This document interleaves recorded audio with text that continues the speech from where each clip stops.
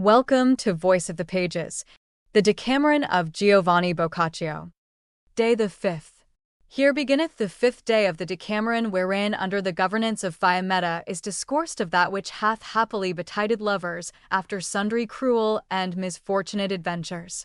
The east was already all white, and the rays of the rising sun had made it light through all our hemisphere, when Fiametta, allured by the sweet song of the birds that blithely chanted the first hour of the day upon the branches, arose and let call all the other ladies and the 3 young men. Then, with leisured pace descending into the fields, she went a-pleasuring with her company about the ample plain upon the dewy grasses, discoursing with them of one thing and another, until the sun was somewhat risen, when, feeling that its rays began to grow hot, she turned their steps to their abiding place. There, with excellent wines and confections, she let restore the light fatigue had, and they disported themselves in the delightsome garden until the eating hour, which being come, and everything made ready by the discreet seneschal, they sat blithely down to meat. Such being the queen's pleasure, after they had sung sundry roundelays and a ballad or two. Having dined orderly and with mirth, not unmindful of their wonted usance of dancing, they danced sundry short dances to the sound of songs and tabrets, after which the queen dismissed them all until the hour of slumber should be past.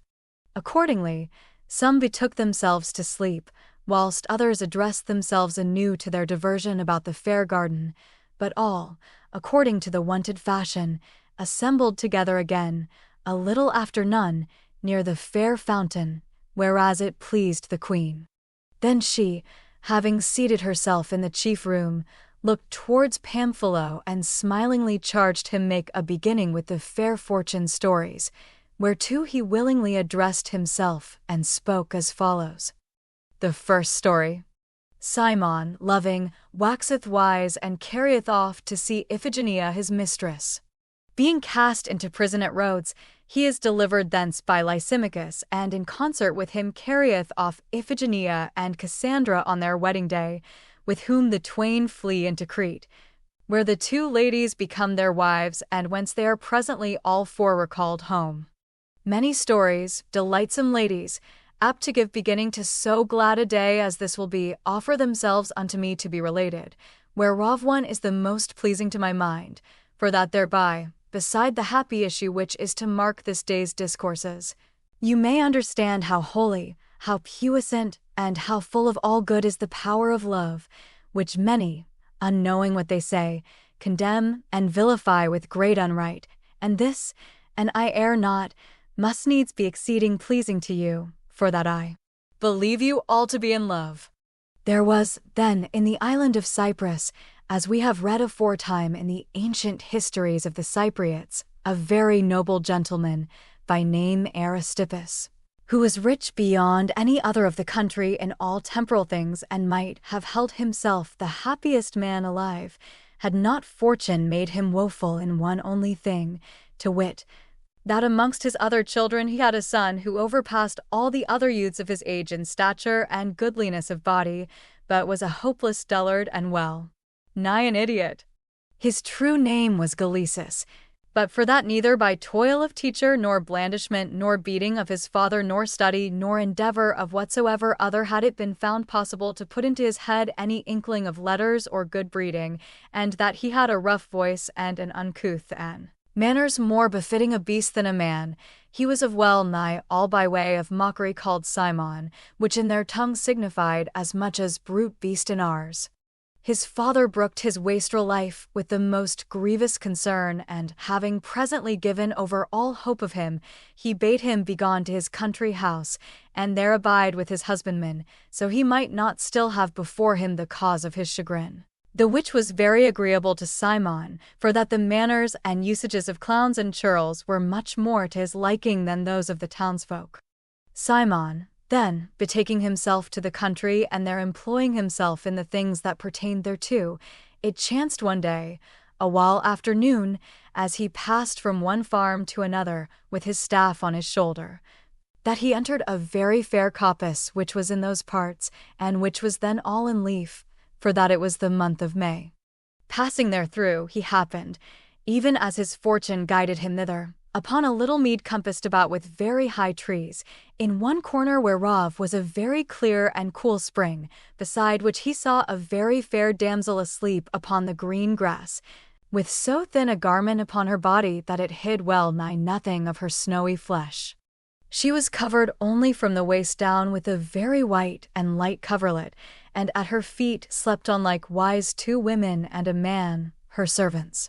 When Simon espied the young lady, he halted, and leaning upon his staff, fell, without saying a word, to gazing most intently upon her with the utmost admiration, no otherwise than as he had never yet seen a woman's form whilst in his rude breast, wherein for 1,000 lessenings no least impression of civil pleasance had availed to penetrate. He felt a thought awaken which intimated to his gross and material spirit that this maiden was the fairest thing that had been ever seen of any living soul. Thence he proceeded to consider her various parts, commending her hair, which he accounted of gold, her brow, her nose, her mouth, her throat, and her arms, and above all her breast, as yet but little upraised, and grown of a sudden from a churl a judge of beauty. He ardently desired in himself to see the eyes, which, weighed down with deep sleep, she kept closed. To this end, he had it several times in mind to awaken her, but, for that she seemed to him beyond measure fairer than the other women aforetime seen of him, he misdoubted him she must be some goddess. Now he had wit enough to account things divine worthy of more reverence than those mundane, wherefore he forbore, waiting for her to awake of herself, and albeit the delay seemed overlong to him, yet, taken as he was with an unwonted pleasure, he knew not how to tear himself away. It befell, then, that after a long while the damsel, whose name was Iphigenia, came to herself before any of her people, and opening her eyes, saw Simon, who, what for his fashion and uncouthness and his father's wealth and nobility, was known in a manner to every one in the country, standing before her, leant on his staff, marvelled exceedingly, and said, Simon, what goest thou seeking in this wood at this hour? He made her no answer, but, seeing her eyes open, began to look steadfastly upon them, him seeming there proceeded thence a sweetness which fulfilled him with a pleasure such as he had never before felt. The young lady, seeing this, began to miss out her lest his so fixed looking upon her should move his rusticity to somewhat that might turn to her shame, wherefore, calling her women, she rose up, saying, Simon, abide with God. To which he replied, I will be gone with thee, and albeit the young lady, who was still in fear of him, would have declined his company, she could not win to rid herself of him till he had accompanied her to her own house. Thence he repaired to his father's house in the city, and declared to him that he would on no wise consent to return to the country, the which was irksome enough to Aristippus and his kinsfolk. Nevertheless they let him be, awaiting to see what might be the cause of his change of mind. Love's arrow having, then, through Iphigenia's beauty, penetrated into Simon's heart, whereinto no teaching had ever availed to win an entrance, in a very brief time, proceeding from one idea to another, he made his father marvel and all his kinsfolk and every other that knew him. In the first place he besought his father that he would cause him go bedecked with clothes and every other thing, even as his brothers, the which Aristippus right gladly did.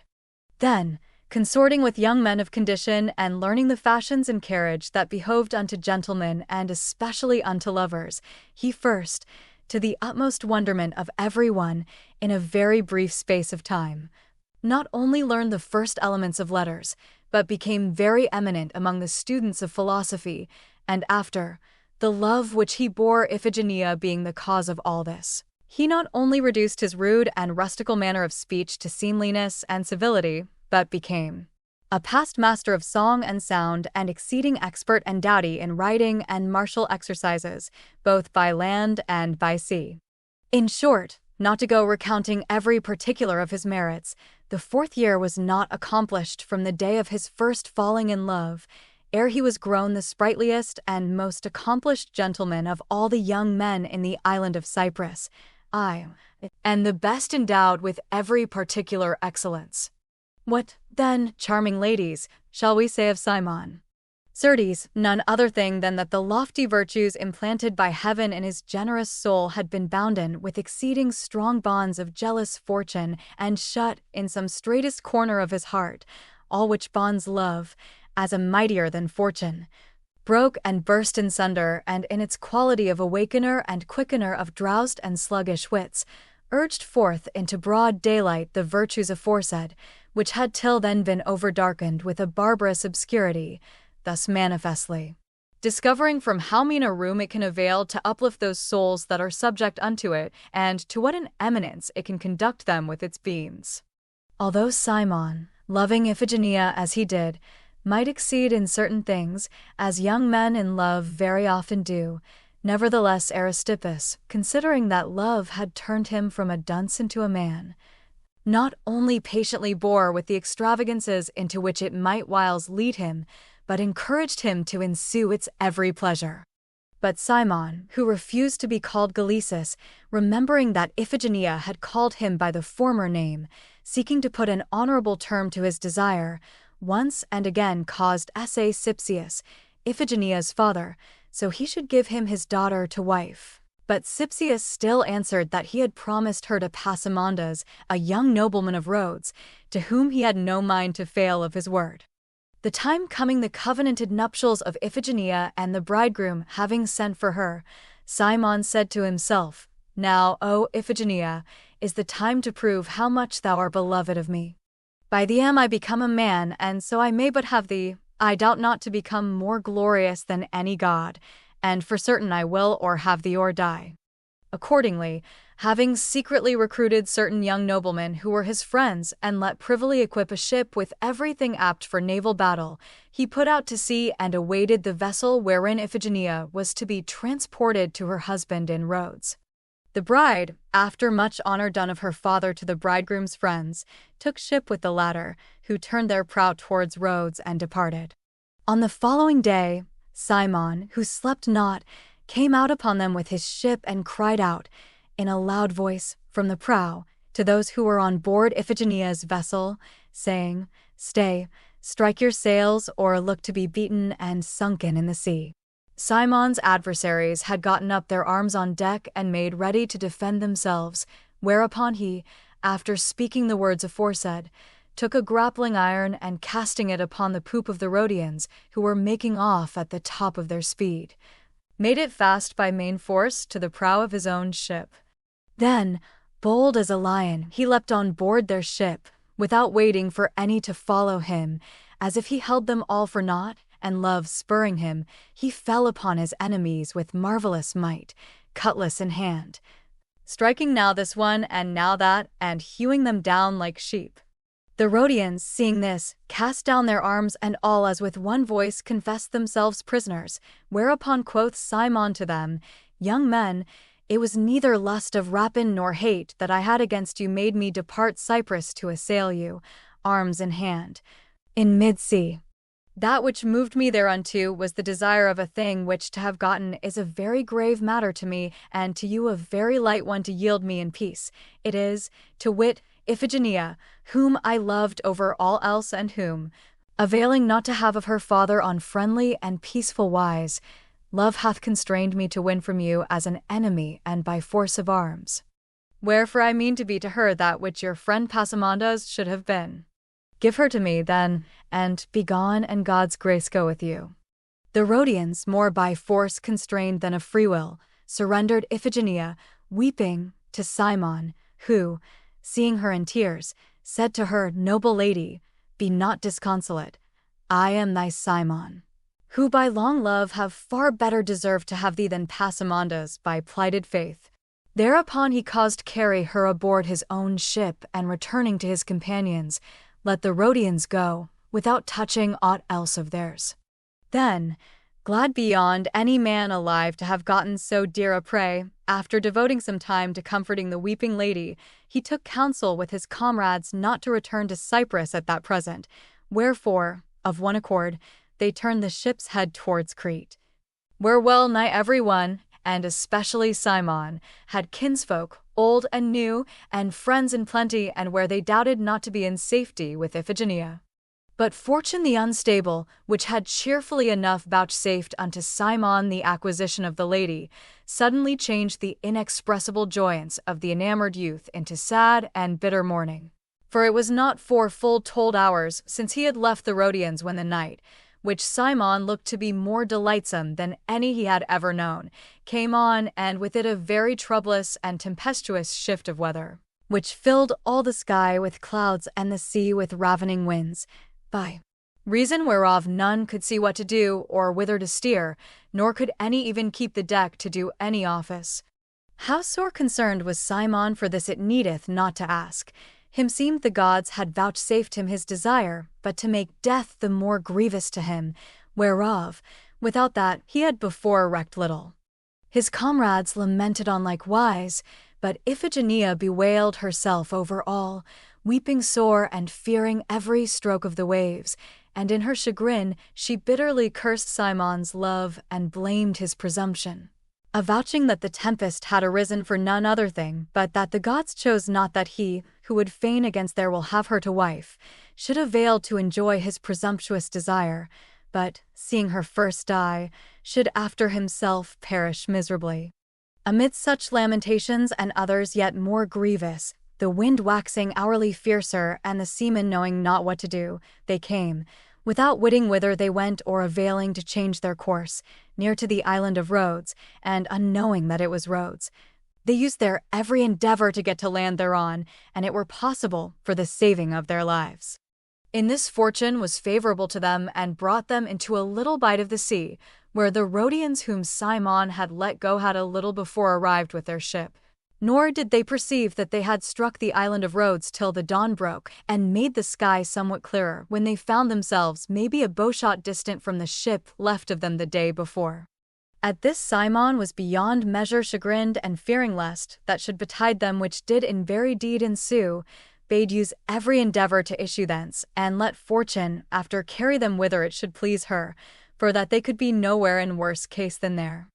Accordingly, they made the utmost efforts to put to sea, but in vain, for the wind blew so mightily against them that not only could they not avail to issue from the little harbour, but whether they would or no, it drove them ashore.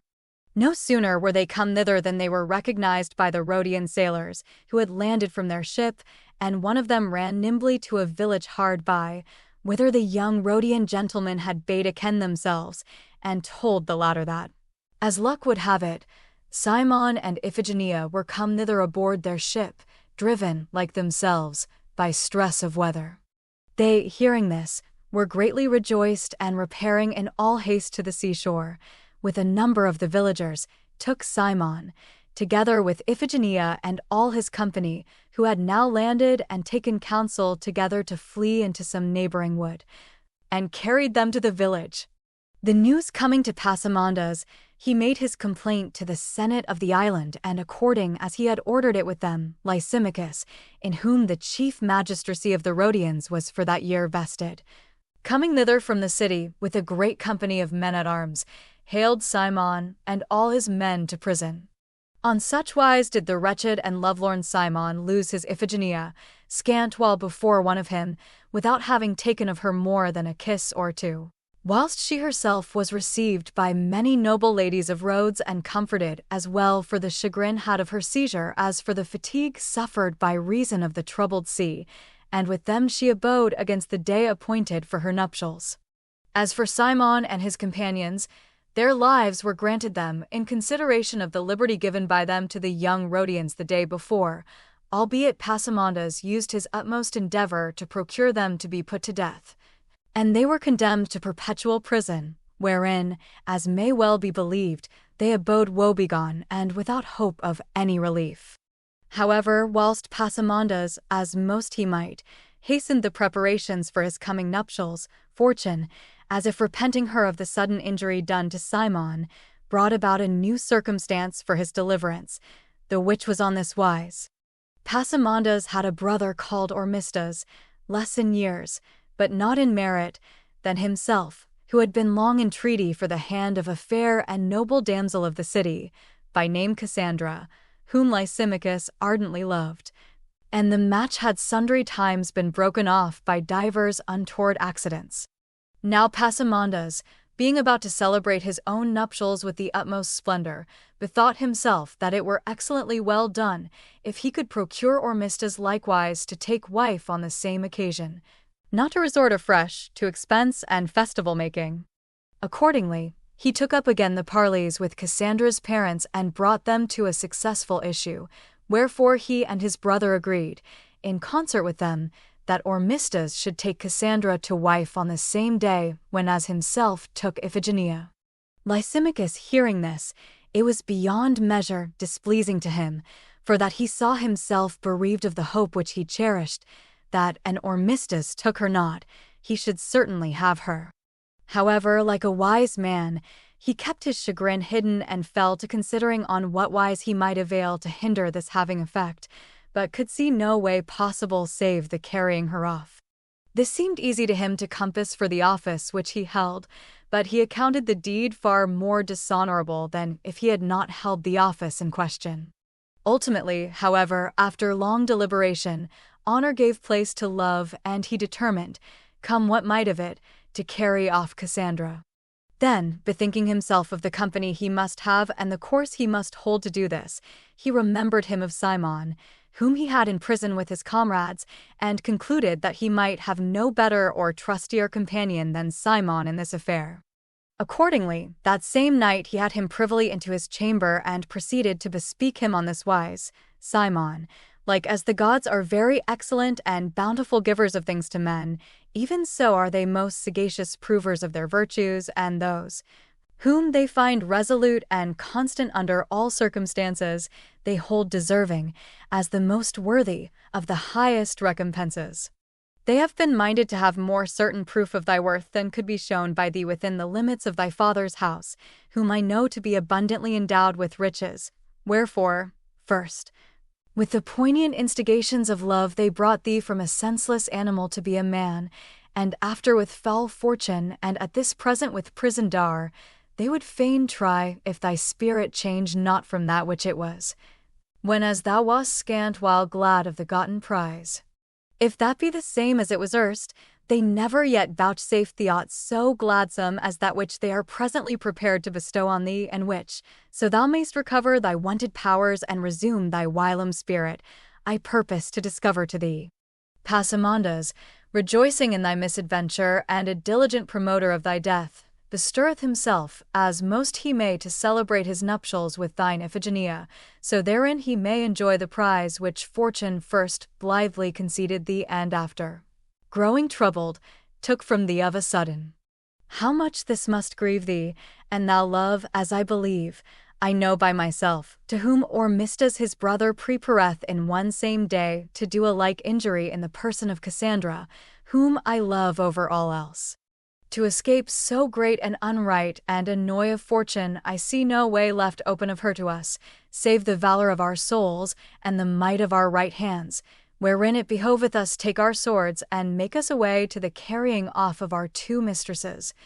thee for the second, and me for the first time.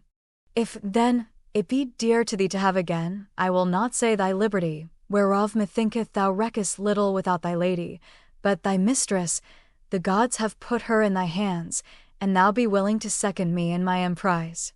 All Simon's lost spirit was requickened in him by these words, and he replied, without overmuch consideration, Lysimachus, thou canst have no stouter or trustier comrade than myself in such an enterprise,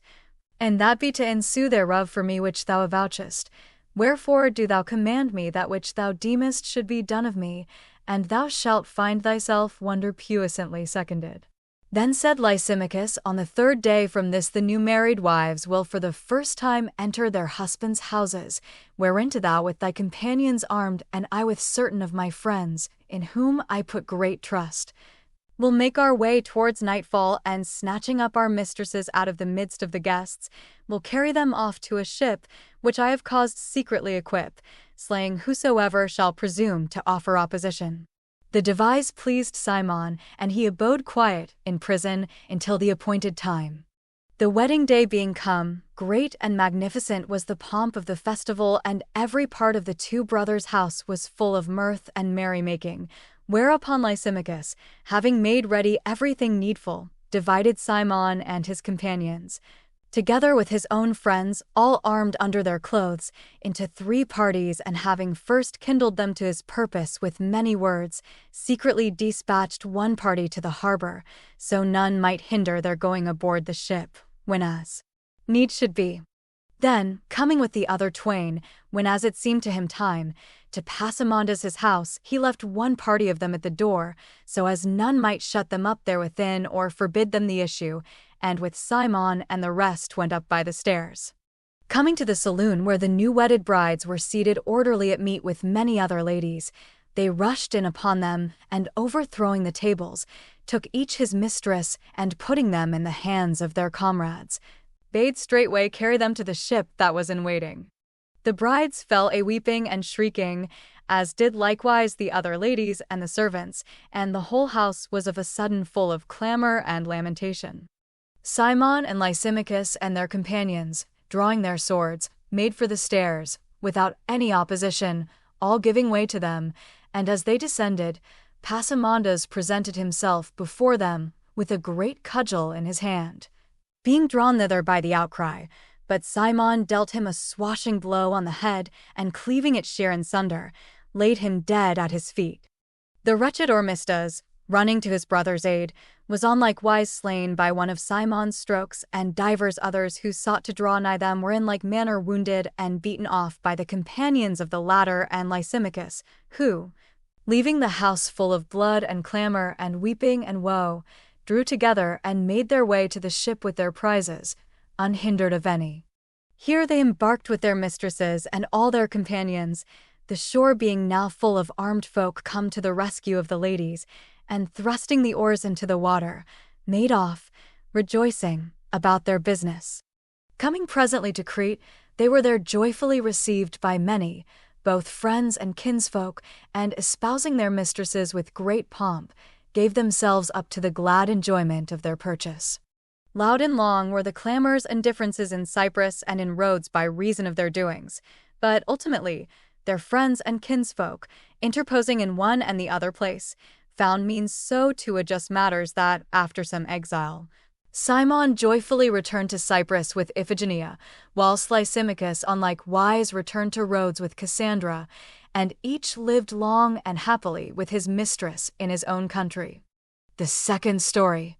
Costanza loveth Martuccio Gometo, and hearing that he is dead, embarketh for despair alone in a boat, which is carried by the wind to Susa. Finding her lover alive at Tunis, she discovereth herself to him, and he, being great in favour with the king for counsels given, espouseth her and returneth rich with her to Lipari. The queen, seeing Pamphilos's story at an end, after she had much commended it, enjoined Emilia to follow on, telling another, and she accordingly began thus. Every one must naturally delight in those things wherein he seeth rewards ensue according to the affections, and for that love in the long run deserveth rather happiness than affliction, I shall, in treating of the present theme, obey the queen with much greater pleasure to myself than I did the king in that of yesterday. You must know, then, dainty dames, that near unto Sicily is an islet called Lipari, wherein, no great while agone, was a very fair damsel called Costanza, born of a very considerable family there. It chanced that a young man of the same island, called Martuccio Gometo, who was very agreeable and well-bred and of approved worth in his craft, fell in love with her, and she in like manner so burned for him that she was never easy save when as she saw him. Martuccio, wishing to have her to wife, caused demand her of her father, who answered that he was poor and that therefore he would not give her to him.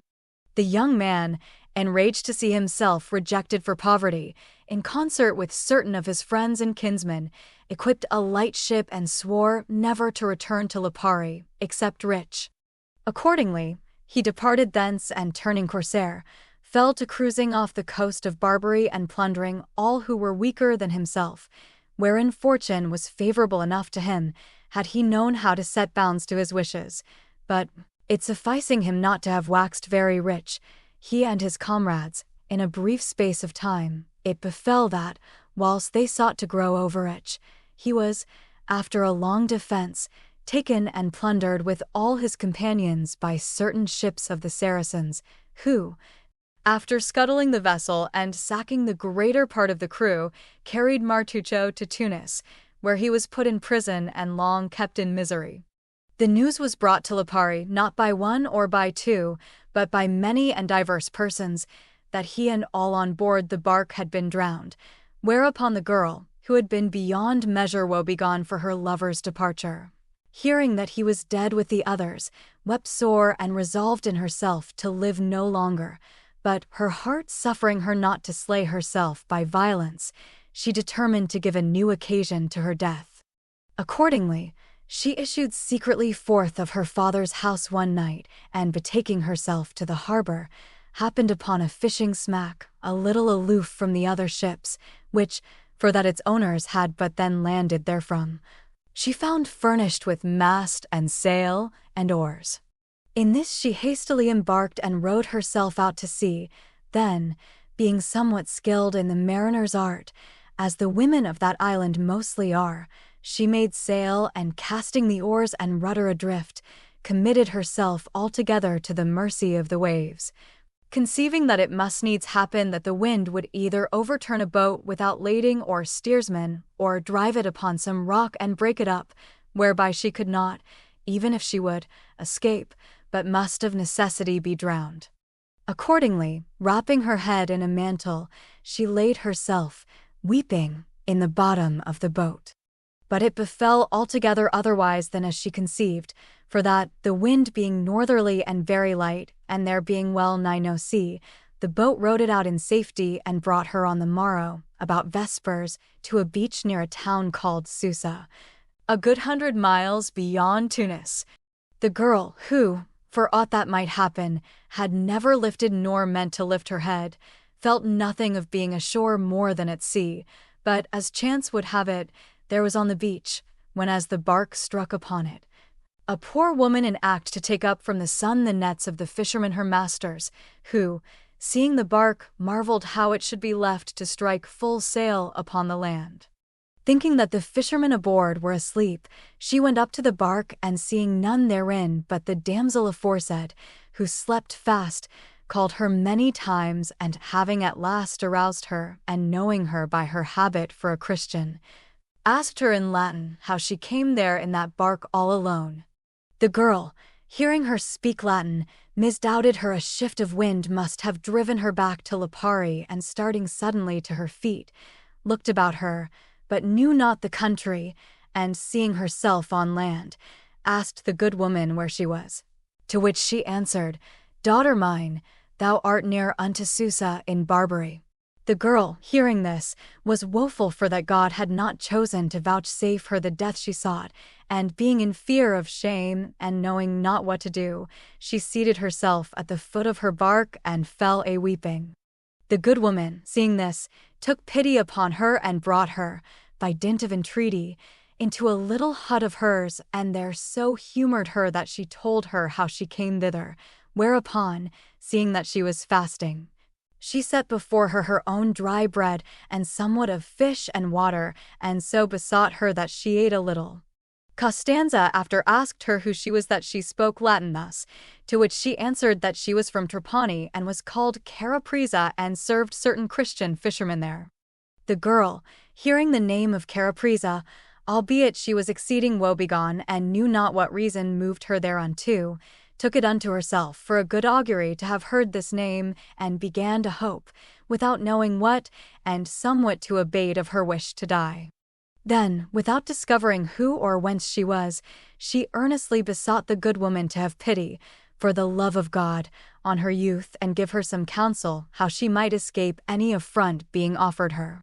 Carapresa, like a good woman as she was, hearing this, left her in her hut, whilst she hastily gathered up her nets. Then, returning to her, she wrapped her from head to foot in her own mantle, and carried her to Susa, where she said to her, "Costanza, I will bring thee into the house of a very good Saracen lady, whom I serve oftentimes in her occasions, and who is old and pitiful. I will commend thee to her as most I may, and I am very certain that she will gladly receive thee and use thee as a daughter, and do thou, abiding with her, study thine utmost, in serving her, to gain her favor, against God send thee better fortune. And as she said, so she did. The lady, who was well stricken in years, hearing the woman's story, looked the girl in the face and fell a-weeping, then taking her by the hand, she kissed her on the forehead and carried her into her house, where she and sundry other women abode, without any man, and wrought all with their hands at various crafts, doing divers works of silk and palm fibre and leather. Costanza soon learned to do some of these, and falling to working with the rest, became in such favor with the lady and the others that it was a marvelous thing, nor was it long before, with their teaching, she learnt their language.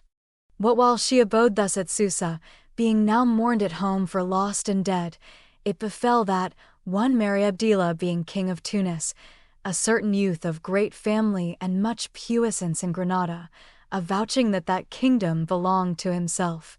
levied a great multitude of folk, and came upon King Mary Abdillah, to oust him from the kingship. This came to the ears of Martuccio Gomito in prison, and he, knowing the Barbary language excellent well, and hearing that the king was making great efforts for his defense, said to one of those who had him and his fellows in keeping, and I might have speech of the king, my heart assureth me that I could give him a counsel, by which he should gain this his war. The keeper reported these words to his chief, and he carried them incontinent to the king, who bade fetch Martuccio and asked him what might be his counsel, whereto he made answer on this wise, My lord, if, what time I have otherwhiles frequented these your dominions, I have noted aright the order you keep in your battles, meseemeth you wage them more with archers than with aught else, wherefore, if a means could be found whereby your adversary's bowmen should lack of arrows, whilst your own had abundance thereof, methinketh your battle would be won. Without doubt, answered the king, and this might be compassed. I should deem myself assured of victory. Whereupon, my lord, quoth Martuccio, and you will, this may very well be done, and you shall hear how. You must let make strings for your archers' bows much thinner than those which are everywhere commonly used, and after let make arrows, the notches whereof shall not serve, but for these thin strings. This must be so secretly done that your adversary should know not thereof, else would he find a remedy therefor, and the reason for which I counsel you thus is this. After your enemy's archers and your own shall have shot all their arrows, you know that, the battle lasting, it will behove your foes to gather up the arrows shot by your men, and the latter in like manner to gather theirs. But the enemy will not be able to make use of your arrows, by reason of the straight notches which will not take their thick strings, whereas the contrary will betide your men of the enemy's arrows, for that the thin strings will excellently well take the wide-notched arrows. And so your men will have abundance of ammunition, whilst the others will suffer default thereof. The king, who was a wise prince, was pleased with Martuccio's counsel, and punctually following it, found himself thereby to have won his war. Wherefore Martuccio became in high favor with him, and rose in consequence to great and rich estate. The report of these things spread over the land, and it came presently to Costanza's ears that Martuccio Gomito, whom she had long deemed dead, was alive, whereupon the love of him, that was now grown cool in her heart, broke out of a sudden into fresh flame, and waxed greater than ever, whilst dead hope revived in her. Therewithal she altogether discovered her every adventure to the good lady, with whom she dwelt, and told her that she would fain go to Tunis, so she might satisfy her eyes of that whereof her ears had made them desireful, through the reports received. The old lady greatly commended her purpose, and taking ship with her, carried her, as if she had been her mother, to Tunis, where they were honorably entertained in the house of a kinswoman of hers.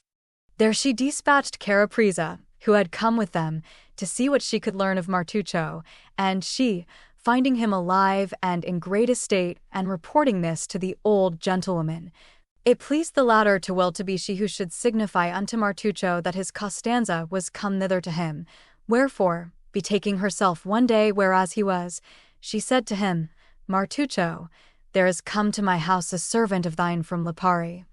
who would fain speak with thee privily there, wherefore, not to trust to others, I have myself, at his desire, come to give thee notice thereof. He thanked her and followed her to her house, where when Costanza saw him, she was like to die of gladness and, unable to contain herself, ran straightway with open arms to throw herself on his neck, then, embracing him, without availing to say aught, she fell a-weeping tenderly, both for compassion of their past ill fortunes and for present gladness. Martuccio, seeing his mistress, abode a while dumb for amazement, then said sighing, O my Costanza, art thou then yet alive? It is long since I heard that thou wast lost, nor in our country was aught known of thee. So saying, he embraced her, weeping, and kissed her tenderly. Costanza then related to him all that had befallen her and the honorable treatment which she had received from the gentlewoman with whom she dwelt, and Martuccio, after much discourse, taking leave of her, repaired to the king his master and told him all, to wit, his own adventures and those of the damsel, adding that, with his leave, he meant to take her to wife, according to our law. The king marveled at these things, and sending for the damsel and hearing from her that it was even as Martuccio had avouched, said to her, Then hast thou right well earned him to husband. Then, letting bring very great and magnificent gifts, he gave part thereof to her and part to Martuccio, granting them leave to do one with the other that which was most pleasing unto each of them. Whereupon Martuccio, having entreated the gentlewoman who had harbored Costanza with the utmost honor and thanked her for that which she had done to serve her and bestowed on her such gifts as sorted with her quality, commended her to God and took leave of her, he and his mistress, not without many tears from the latter. Then, with the king's leave, they embarked with Carapresa on board a little ship and returned with a fair wind to Lipari, where so great was the rejoicing that it might never be told. There Martuccio took Costanza to wife and held great and goodly nuptials, after which they long in peace and repose had enjoyment of their loves. The third story. Pietro Boccamazza, fleeing with Agnolella, falleth among thieves. The girl escapeth through a wood and is led by fortune to a castle, whilst Pietro is taken by the thieves, but presently, escaping from their hands, winneth, after divers adventures, to the castle where his mistress is, and espousing her, returneth with her to Rome. There was none among all the company but commended Emilia's story, which the queen seeing to be finished, turned to Elisa and bade her follow on. Accordingly, studious to obey, she began, There occurreth to my mind, charming ladies, an ill night passed by a pair of indiscreet young lovers, but, for that many happy days ensued thereon, it pleaseth me to tell the story, as one that conformeth to our proposition. There was, a little while agone at Rome, once the head, as it is nowadays the tale of the world, a youth called Pietro Boccamazza, of a very worshipful family among those of the city, who fell in love with a very fair and lovesome damsel called Agnolella, the daughter of one Gigliuzzo Salo, a plebeian, but very dear to the Romans, and loving her, he contrived so to do that the girl began to love him no less than he loved her, whereupon, constrained by fervent love and him seeming he might no longer brook the cruel pain that the desire he had of her gave him, he demanded her in marriage, which no sooner did his kinsfolk know than they all repaired to him and chid him sore for that which he would have done. And on the other hand, they gave Gigliuzzo to understand that he should make no account of Pietro's words, for that, and he did this, they would never have him for friend or kinsman. Pietro, seeing that way barred whereby alone he deemed he might avail to win to his desire, was like to die of chagrin, and had Gigliuzzo consented, he would have taken his daughter to wife, in despite of all his kindred. However, he determined, and it liked the girl, to contrive to give effect to their wishes, and having assured himself, by means of an intermediary, that this was agreeable to her, he agreed with her that she should flee with him from Rome. Accordingly, having taken order for this, Pietro arose very early one morning and, taking horse with the damsel, set out for Anagni, where he had certain friends in whom he trusted greatly. They had no leisure to make a wedding of it, for that they feared to be followed, but rode on, devising of their love, and now and again kissing one another. It chanced that, when they came mayhap 8 miles from Rome, the way not being over well known to Pietro, they took a path to the left, whereas they should have kept to the right, and scarce had they ridden more than 2 miles farther when they found themselves near a little castle, wherefrom, as soon as they were seen, there issued suddenly a dozen footmen. The girl, espying these, when as they were already close upon them, cried out, saying, Pietro, let us be gone, for we are attacked then, turning her Rouncy's head, as best she knew, towards a great wood hard by. She clapped her spurs fast to his flank and held on to the saddlebow, whereupon the nag, feeling himself goaded, bore her into the wood at a gallop. Pietro, who went gazing more at her face than at the road, not having become so quickly aware as she of the newcomers, was overtaken and seized by them, whilst he still looked, without yet perceiving them, to see whence they should come. They made him alight from his hackney and inquired who he was, which he having told, they proceeded to take counsel together and said, This fellow is of the friends of our enemies. What else should we do but take from him these clothes and this nag and string him up to one of yonder oaks, to spite the Orsini? They all fell in with this counsel and bade Pietro put off his clothes, which as he was in act to do, foreboding him by this of the ill fate which awaited him, it chanced that an ambush of good 25 foot men started suddenly out upon the others, crying, Kill! Kill! The rogues, taken by surprise, let Pietro be and turned to stand upon their defense, but, seeing themselves greatly outnumbered by their assailants, betook themselves to flight, whilst the others pursued them. Pietro, seeing this, hurriedly caught up his gear and springing on his hackney, addressed himself, as best he might, to flee by the way he had seen his mistress take. But finding her not, and seeing neither road nor footpath in the wood, neither perceiving any horse's hoof marks, he was the woefulest man alive, and as soon as him seemed he was safe and out of reach of those who had taken him, as well as of the others by whom they had been assailed, he began to drive hither and thither about the wood, weeping and calling, but none answered him, and he dared not turn back and knew not where he might come, and he went forward, more by token that he was in fear of the wild beasts that used to harbor in the woods, at once for himself and for his mistress, whom he looked momently to see strangled of some bear or some wolf.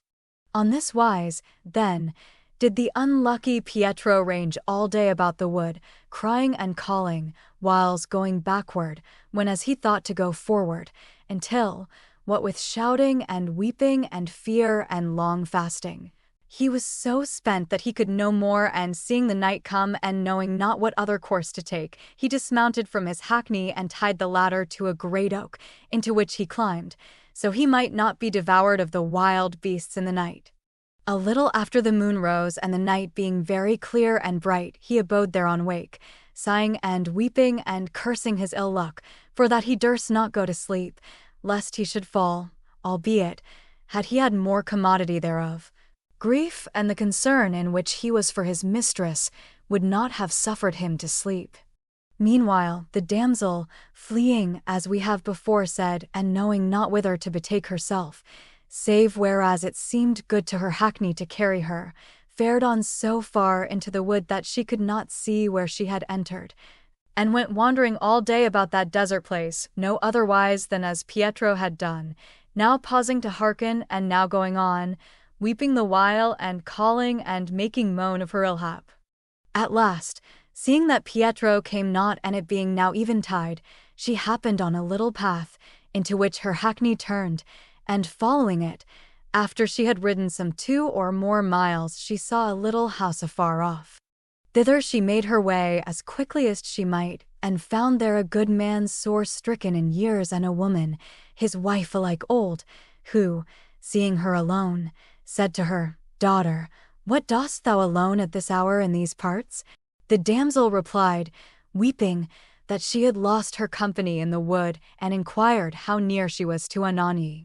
"Daughter mine," answered the good man, "this is not the way to go to Anagni. It is more than a dozen miles hence." Quoth the girl, "And how far is it hence to any habitations where I may have a lodging for the night?" To which the good man answered, "There is none anywhere so near that thou mayst come thither by daylight." Then said the damsel, "Since I can go no otherwhere, will it please you harbor me here tonight for the love of God?" "Young lady," replied the old man, "thou art very welcome to abide with us this night. Algates, we must warn you that there are many ill companies, both of friends and of foes, that come and go about these parts both by day and by night, who many a time do us sore annoy and great mischief, and if, by ill chance, thou being here, there come any of them, and seeing thee, fair and young as thou art, should offer to do thee affront and shame, we could not avail to succor thee therefrom. We deem it well to apprise thee of this, so that, an it betide, thou mayst not be able to complain of us." The girl, seeing that it was late, albeit the old man's words affrighted her, said, "An it please God, he will keep both you and me from that annoy, and even if it befall me, it were a much less evil to be maltreated of men than to be mangled of the wild beasts in the woods." So saying, she alighted from the rouncey and entered the poor man's house, where she supped with him on such poor fare as they had, and after, all clad as she was, cast herself, together with them, on a little bed of theirs. She gave not over sighing and bewailing her own mishap and that of Pietro all night, knowing not if she might hope other than ill of him, and when it drew near unto morning, she heard a great trampling of folk approaching, whereupon she arose, and betaking herself to a great courtyard that lay behind the little house, saw in a corner a great heap of hay, in which she hid herself, so she might not be so quickly found, if those folk should come thither. Hardly had she made an end of hiding herself when these, who were a great company of ill knaves, came to the door of the little house, and causing open to them, entered and found Agnella's hackney yet all saddled and bridled. Whereupon they asked who was there, and the good man, not seeing the girl, answered, "None is here save ourselves, but this rouncey, from whomsoever it may have escaped, came hither yestereve, and we brought it into the house, lest the wolves should eat it." Then said the captain of the troop, "Since it hath none other master, it is fair prize for us." Thereupon they all dispersed about the little house, and some went into the courtyard, where, laying down their lances and targets, it chanced that one of them, knowing not what else to do, cast his lance into the hay, and came very near to slay the hidden girl, and she to discover herself, for that the lance passed so close to her left breast that the steel tore a part of her dress, wherefore she was like to utter a great cry, fearing to be wounded, but, remembering where she was, she abode still, all fear-stricken. Presently the rogues, having dressed the kids and other meat they had with them, and eaten and drunken, went off, some hither and some thither, about their affairs, and carried with them the girl's hackney. When they had gone some distance, the good man asked his wife, "What befell of our young woman, who came thither yestereve? I have seen nothing of her since we arose." The good wife replied that she knew not, and went looking for her, whereupon the girl, hearing that the rogues were gone, came forth of the hay, to the no small contentment of her host, who, rejoiced to see that she had not fallen into their hands, said to her, "It now growing day, now that the day cometh, we will, an it please thee, accompany thee to a castle 5 miles hence, where thou wilt be in safety, but needs must thou go afoot, for yonder ill folk, that now departed hence, have carried off thy rouncey." The girl concerned herself little about the nag, but besought them for God's sake to bring her to the castle in question, whereupon they set out, and came thither about half-tierce. Now this castle belonged to one of the Orsini family, by name Leonello di Campodifior, and there by chance was his wife, a very pious and good lady, who, seeing the girl, knew her forthright, and received her with joy, and would fain know orderly how she came thither. Agnella told her all, and the lady, who knew Pietro on like wise, as being a friend of her husband's, was grieved for the ill chance that had betided, and hearing where he had been taken, doubted not but he was dead, wherefore she said to Agnolella, "Since thou knowest not what is come of Pietro, thou shalt abide here till such time as I shall have a commodity to send thee safe to Rome." Meanwhile Pietro abode, as woebegone as could be, in the oak, and towards the season of the first sleep, he saw a good score of wolves appear, which came all about his hackney, as soon as they saw him. The horse, scenting them, tugged at his bridle, till he broke it and would have fled, but being surrounded and unable to escape, he defended himself a great while with his teeth and his hoofs. At last, however, he was brought down and strangled and quickly disemboweled by the wolves, which took all their fill of his flesh, and, having devoured him, made off, without leaving aught but the bones, whereat Pietro, to whom it seemed he had in the Rouncy a companion and a support in his troubles, was sore dismayed and misdoubted he should never avail to win forth of the wood. However, towards daybreak, being perished with cold in the oak and looking still all about him, he caught sight of a great fire before him, mayhap a mile off, wherefore, as soon as it was grown broad day, he came down from the oak, not without fear,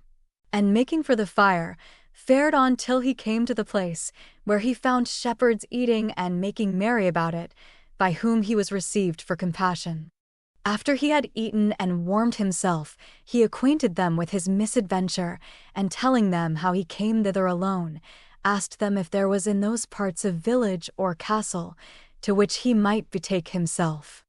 The shepherds answered that some 3 miles thence there was a castle belonging to Leonello di Campodifior, whose lady was presently there, whereat Pietro was much rejoiced, and besought them that one of them should accompany him to the castle, which 2 of them readily did. There he found some who knew him, and was in act to inquire for a means of having search made about the forest for the damsel, when he was bidden to the lady's presence and incontinent repaired to her. Never was joy like unto his, when he saw Agnolella with her, and he was all consumed with desire to embrace her, but forbore of respect for the lady, and if he was glad, the girl's joy was no less great.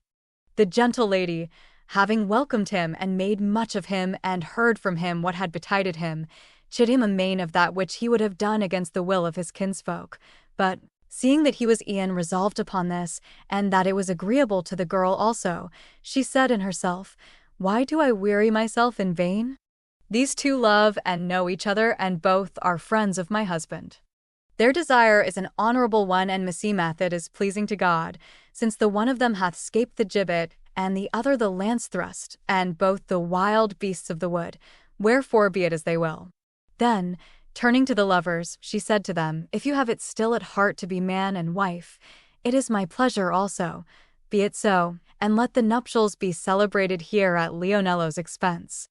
I will engage after to make peace between you and your families." Accordingly, they were married then and there, to the great contentment of Pietro and the yet greater satisfaction of Agnolella, and the gentle lady made them honorable nuptials in so far as might be in the mountains.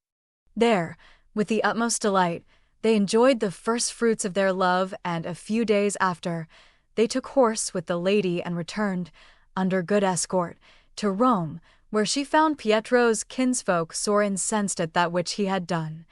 but contrived to make his peace with them, and he lived with his Agnolella in all peace and pleasance to a good old age. The 4th story. Riccardo Minardi, being found by Messer Lizio da Valbona, Elisa holding her peace and hearkening to the praises bestowed by the ladies her companions upon her story, the queen charged Philostrato tell one of his own, whereupon he began, laughing, "I have been so often rated by so many of you ladies for having imposed on you matter for woeful discourse, and such as tended to make you weep, that methinketh I am beholden, and I would in some measure requite you that annoy, to relate somewhat whereby I may make you laugh a little, and I mean therefore to tell you, in a very short story, of a love that, after no worse hindrance than sundry sighs and a brief fright, mingled with shame, came to a happy issue. It is, then, noble ladies, no great while ago since there lived in Romagna a gentleman of great worth and good breeding, called Messer Lizio da Valbona, to whom, well nigh in his old age, it chanced there was born of his wife, Madame Giacomina by name, a daughter who grew up fair and agreeable beyond any other of the country, and for that she was the only child that remained to her father and mother, they loved and tendered her exceeding dear and guarded her with marvelous diligence, looking to make some great alliance by her. Now there was a young man of the minority of Bredinaro, comely and lusty of his person, by name Ricardo, who much frequented Messer Lizio's house and conversed amain with him, and of whom the latter and his lady took no more account than they would have taken of a son of theirs. Now this Ricardo, looking once and again upon the young lady, and seeing her very fair and sprightly and commendable of manners and fashions, fell desperately in love with her, but was very careful to keep his love secret. The damsel presently became aware thereof, and without anywise seeking to shun the stroke, began on like wise to love him, whereat Ricardo was mightily rejoiced. He had many a time a mind to speak to her, but kept silence of misdoubtance. However, one day, taking courage and opportunity, he said to her, I prithee, Caterina, cause me not die of love. To which she straightway made answer, Would God thou wouldst not cause me die. This answer added much courage and pleasure to Ricardo, and he said to her, Never shall aught that may be agreeable to thee miscarry for me, but it resteth with thee to find a means of saving thy life and mine. Ricardo, answered she, Thou sayest how straitly I am guarded, wherefore, for my part, I cannot see how thou mayst avail to come at me, but if thou canst see aught that I may do without shame to myself, tell it me and I will do it. Ricardo, having bethought himself of sundry things, answered promptly, My sweet Caterina, I can see no way, except that thou lie or make shift to come upon the gallery that adjoineth thy father's garden, wherein I knew that thou wouldst be a night's.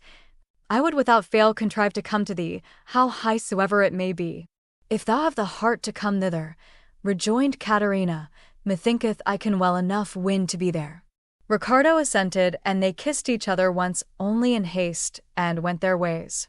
Next day, it being then near the end of May, the girl began to complain before her mother that she had not been able to sleep that night for the excessive heat. Quoth the lady, Of what heat dost thou speak, daughter?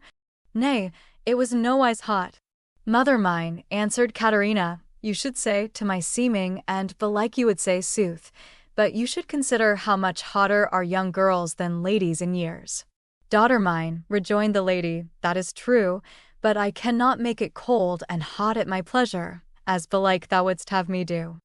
We must put up with the weather, such as the seasons make it. Maybe this next night will be cooler, and thou wilt sleep better. God grant it may be so, cried Caterina. But it is not usual for the nights to go cooling, as it groweth toward summer. Then what wouldst thou have done? asked the mother, and she answered, An it please my father and you, I would fain have a little bed made in the gallery, that is beside his chamber and over his garden, and there sleep. There I should hear the nightingale sing, and having a cooler place to lie in, I should fare much better than in your chamber. Quoth the mother, Daughter, comfort thyself. I will tell thy father, and as he will, so will we do. Messer Lizio, hearing all this from his wife, said, for that he was an old man and maybe therefore somewhat cross-grained, What nightingale is this to whose song she would sleep? I will yet make her sleep to the chirp of the crickets. Caterina, coming to know this, more of despite than for the heat, not only slept not that night, but suffered not her mother to sleep, still complaining of the great heat. Accordingly, next morning the latter repaired to her husband and said to him, Sir, you have little tenderness for yonder girl. What mattereth it to you if she lie in the gallery? She could get no rest all night for the heat.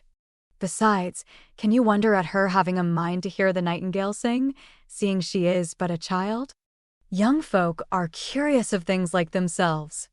Messer Lizio, hearing this, said, Go to, make her a bed there, such as you think fit, and bind it about with some curtain or other, and there let her lie and hear the nightingale sing to her heart's content. The girl, learning this, straightway let make a bed in the gallery, and meaning to lie there that same night, watched till she saw Ricardo, and made him a signal appointed between them, by which he understood what was to be done. Messer Lizio, hearing the girl gone to bed, locked a door that led from his chamber into the gallery, and betook himself likewise to sleep. As for Ricardo, as soon as he heard all quiet on every hand, he mounted a wall, with the aid of a ladder, and thence, laying hold of certain toothings of another wall, he made his way, with great toil and danger, if he had fallen, up to the gallery, where he was quietly received by the girl with the utmost joy. Then, after many kisses, they went to bed together, and took delight and pleasure one of another well nigh all that night, making the nightingale sing many a time. The nights being short and the delight great, and it being now, though they thought it not, near day, they fell asleep without any covering, so overheated were they what with the weather and what with their sport. Caterina, having her right arm entwined about Ricardo's neck, and holding him with the left hand by that thing which you ladies think most shame to name among men. As they slept on this wise, without awaking, the day came on, and Messer Lizio arose, and remembering him that his daughter lay in the gallery, opened the door softly, saying in himself, "Let us see how the nightingale hath made Caterina sleep this night."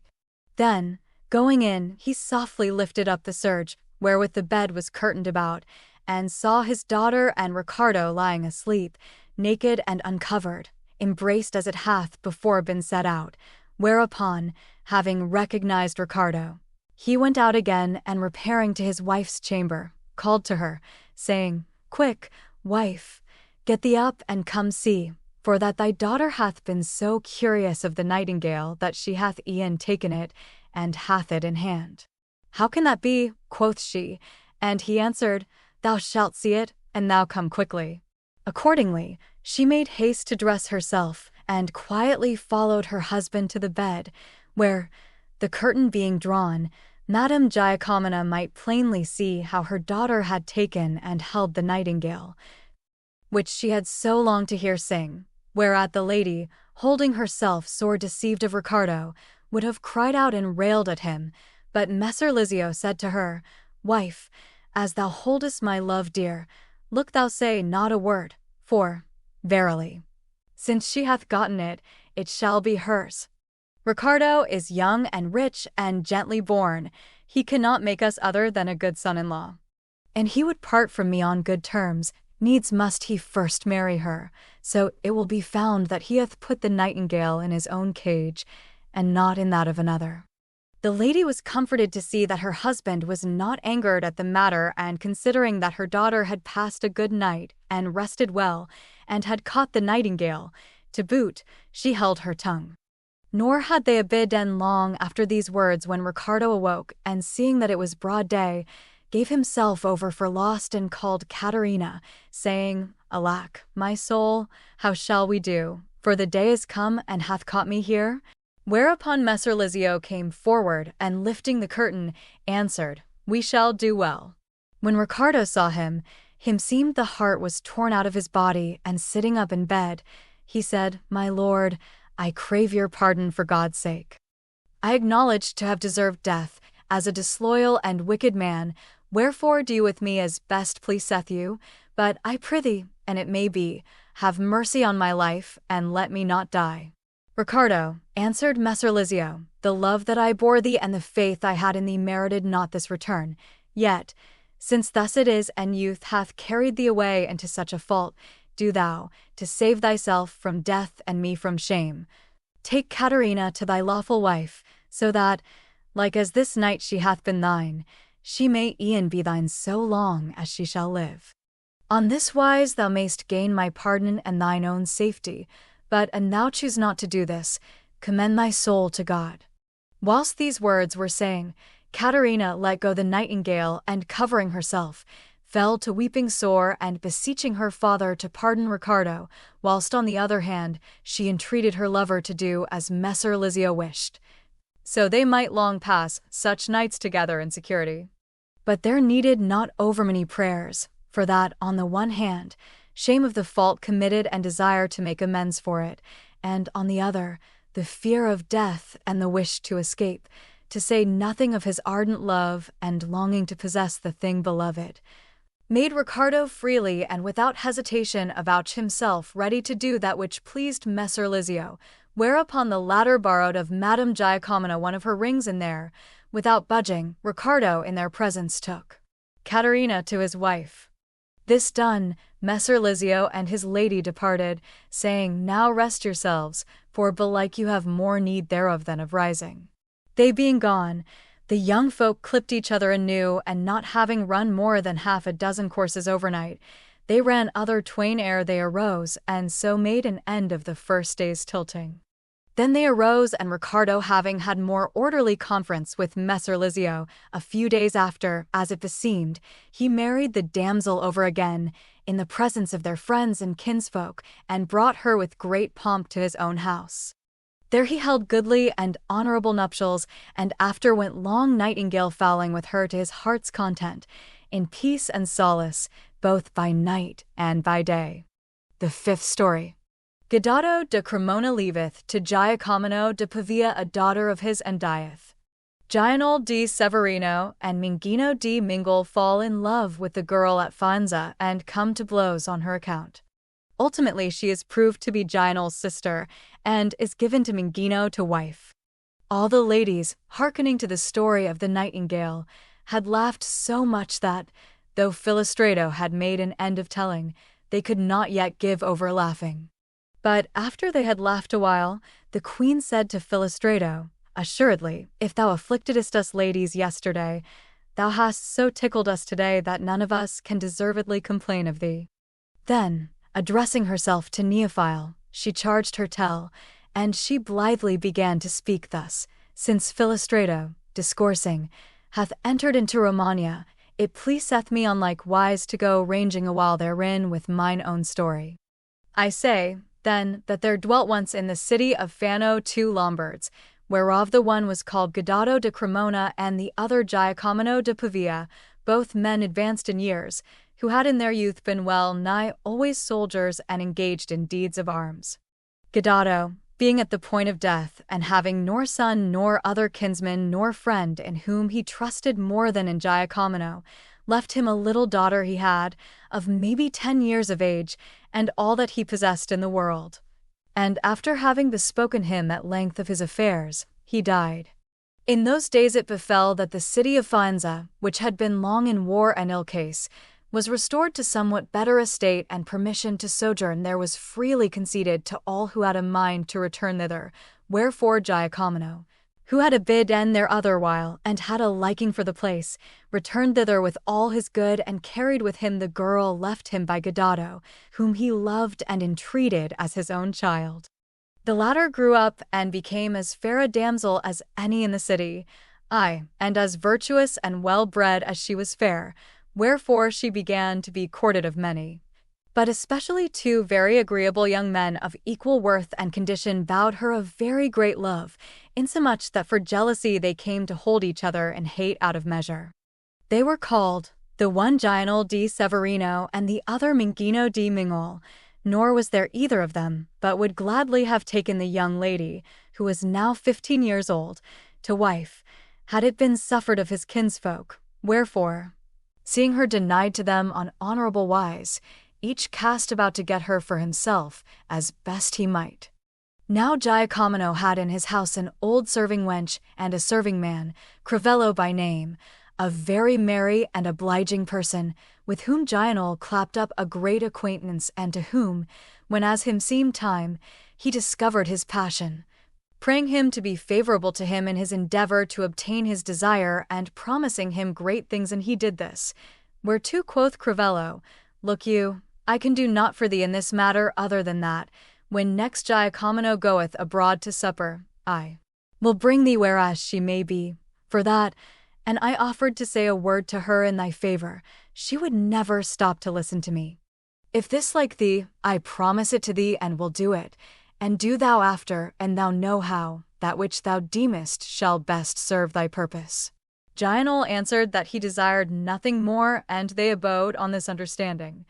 Meanwhile Mingino, on his part, had suborned the maidservant, and so wrought with her that she had several times carried messages to the girl, and had well nigh inflamed her with love of him, besides which she had promised him to bring him in company with her. so soon as Giacomo should chance to go abroad of an evening for whatever cause. Not long after this it chanced that, by Crivello's contrivance, Giacomo went to sup with a friend of his, whereupon Crivello gave Gianol to know thereof, and appointed with him that, whenas he made a certain signal, he should come, and would find the door open. The maid, on her side, knowing nothing of all this, let Minghino know that Giacomo was to sup abroad, and bade him abide near the house, so that, whenas he saw a signal which she should make, he might come and enter therein. The evening come, the two lovers, knowing nothing of each other's designs, but each misdoubting of his rival, came, with sundry companions armed, to enter into possession.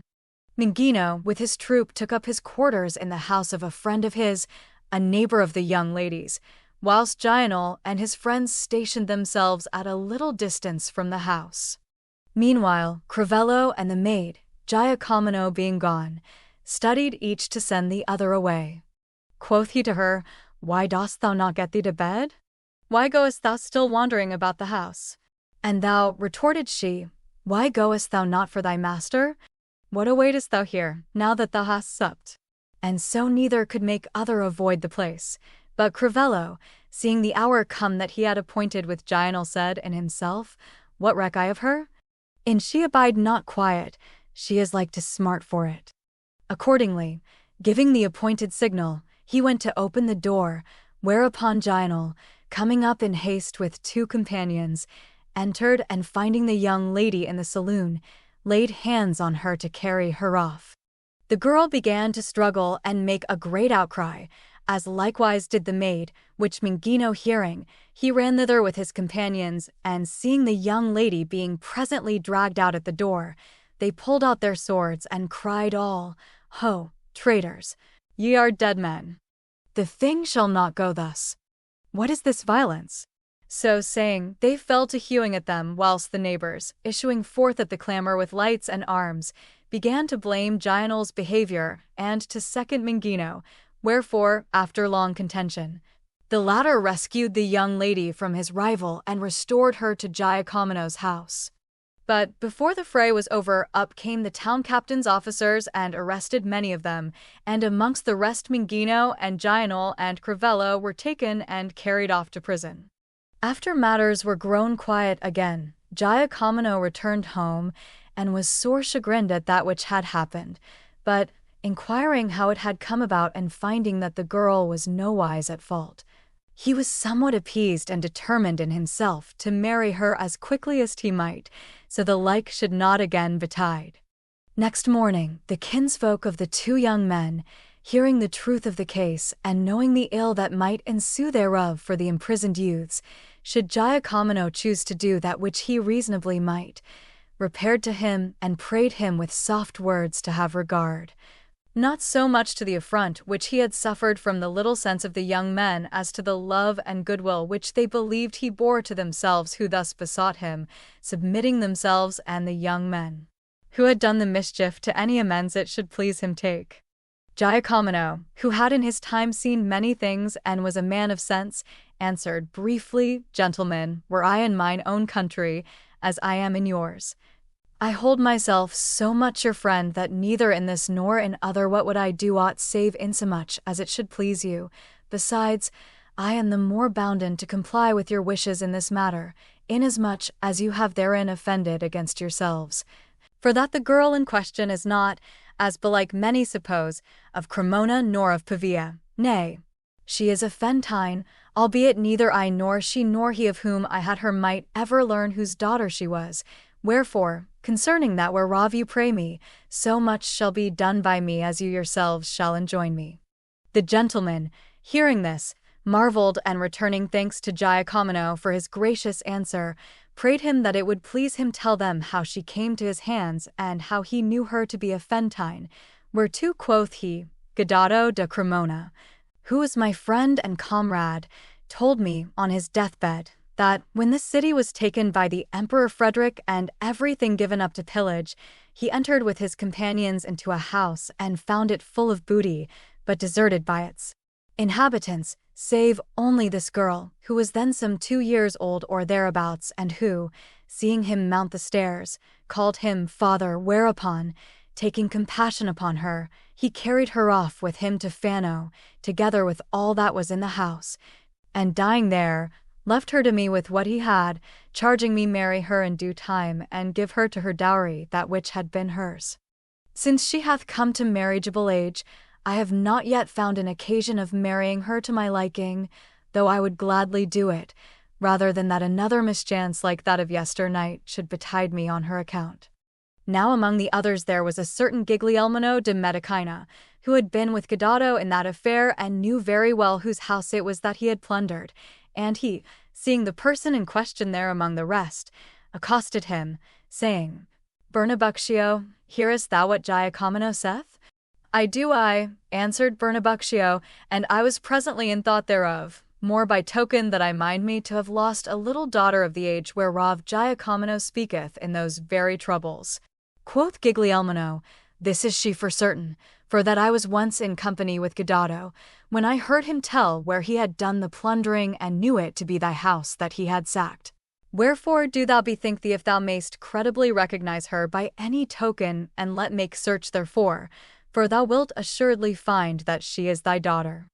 Accordingly, Bernabuccio bethought himself and remembered that she should have a little cross-shaped scar over her left ear, proceeding from a tumor, which he had caused cut for her no great while before that occurrence, whereupon, without further delay, he accosted Giacomo, who was still there, and besought him to carry him to his house, and let him see the damsel.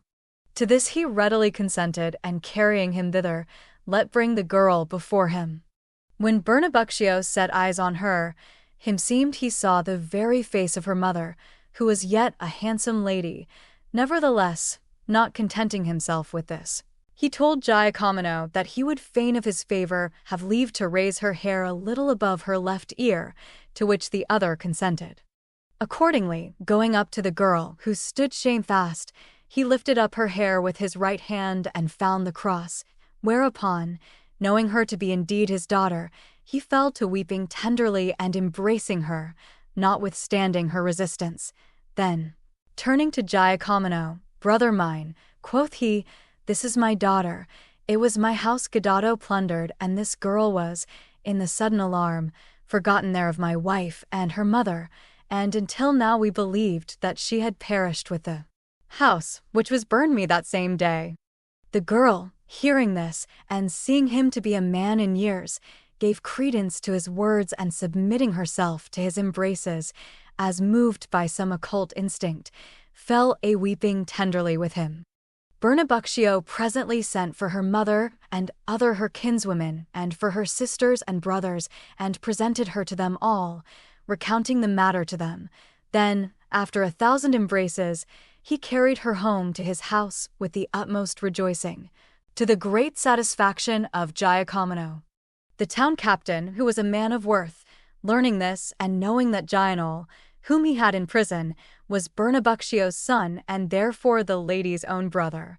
determined indulgently to overpass the offense committed by him, and released with him Minghino and Crivello and the others who were implicated in the affair.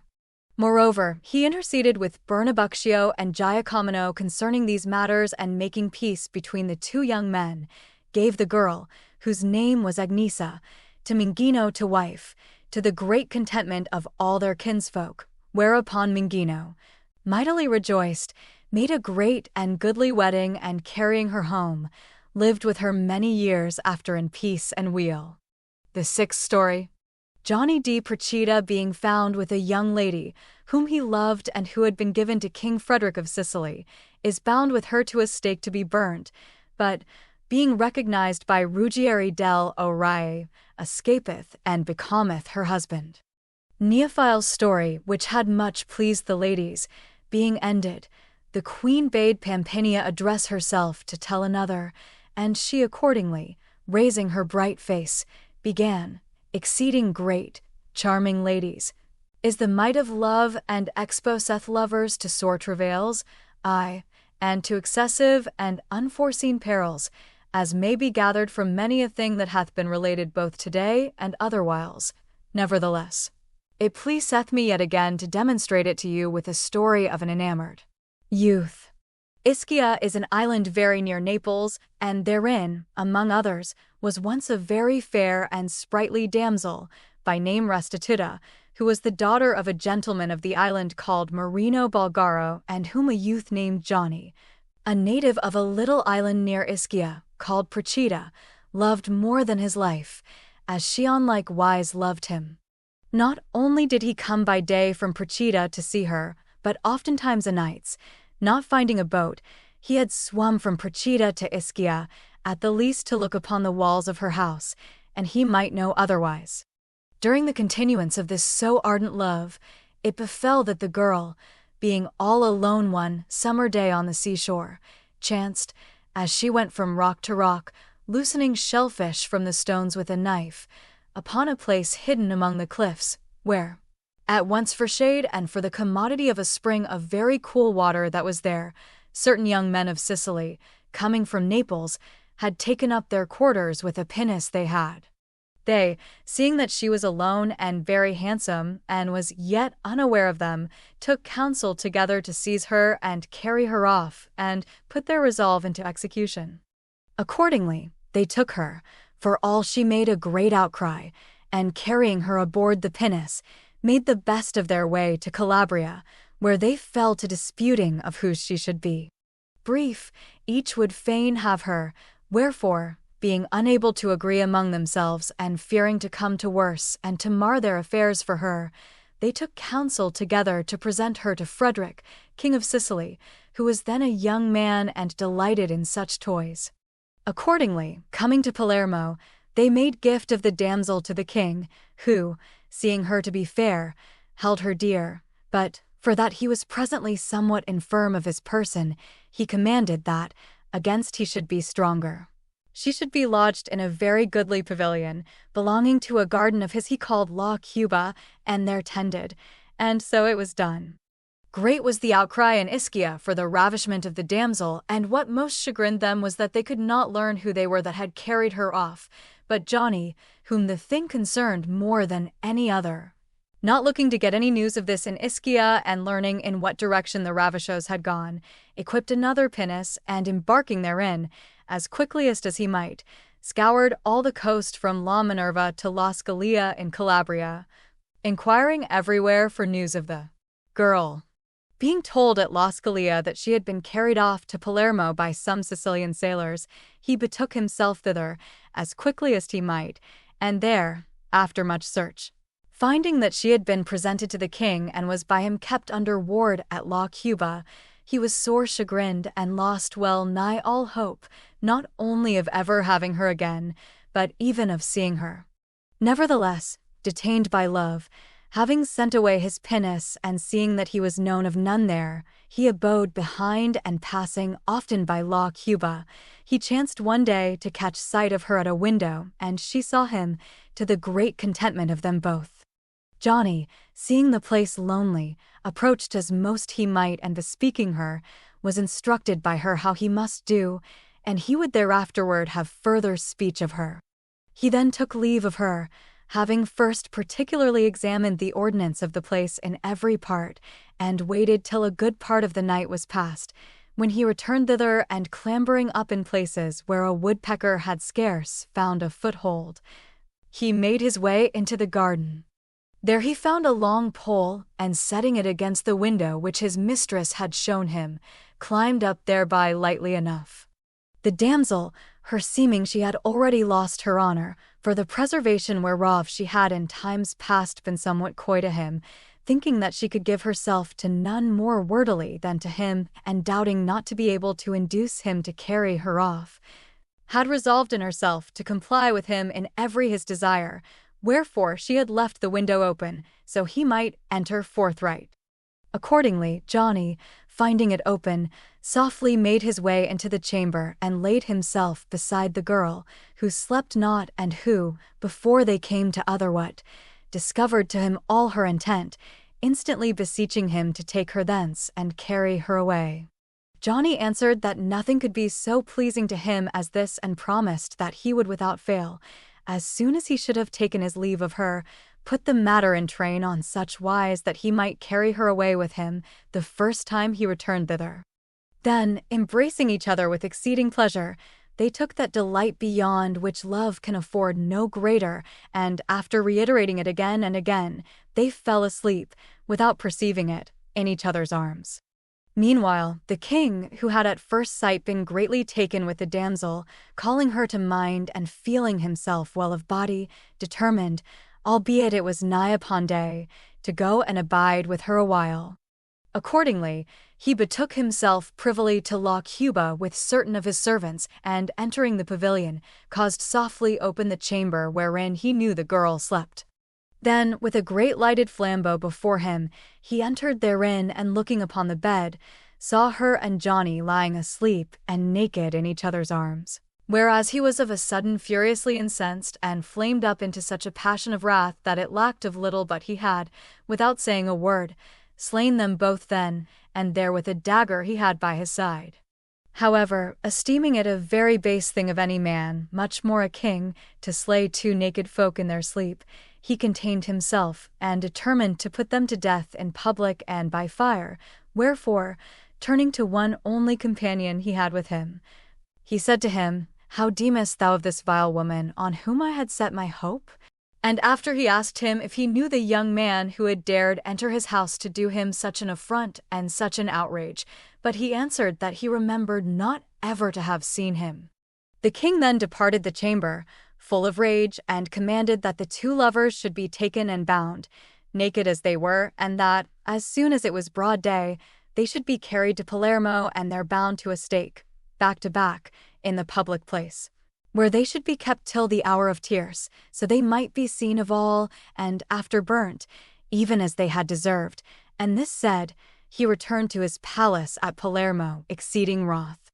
The king gone, there fell many upon the two lovers, and not only awakened them, but forthright without any pity took them and bound them, which when they saw, it may lightly be conceived if they were woeful and feared for their lives, and wept and made moan.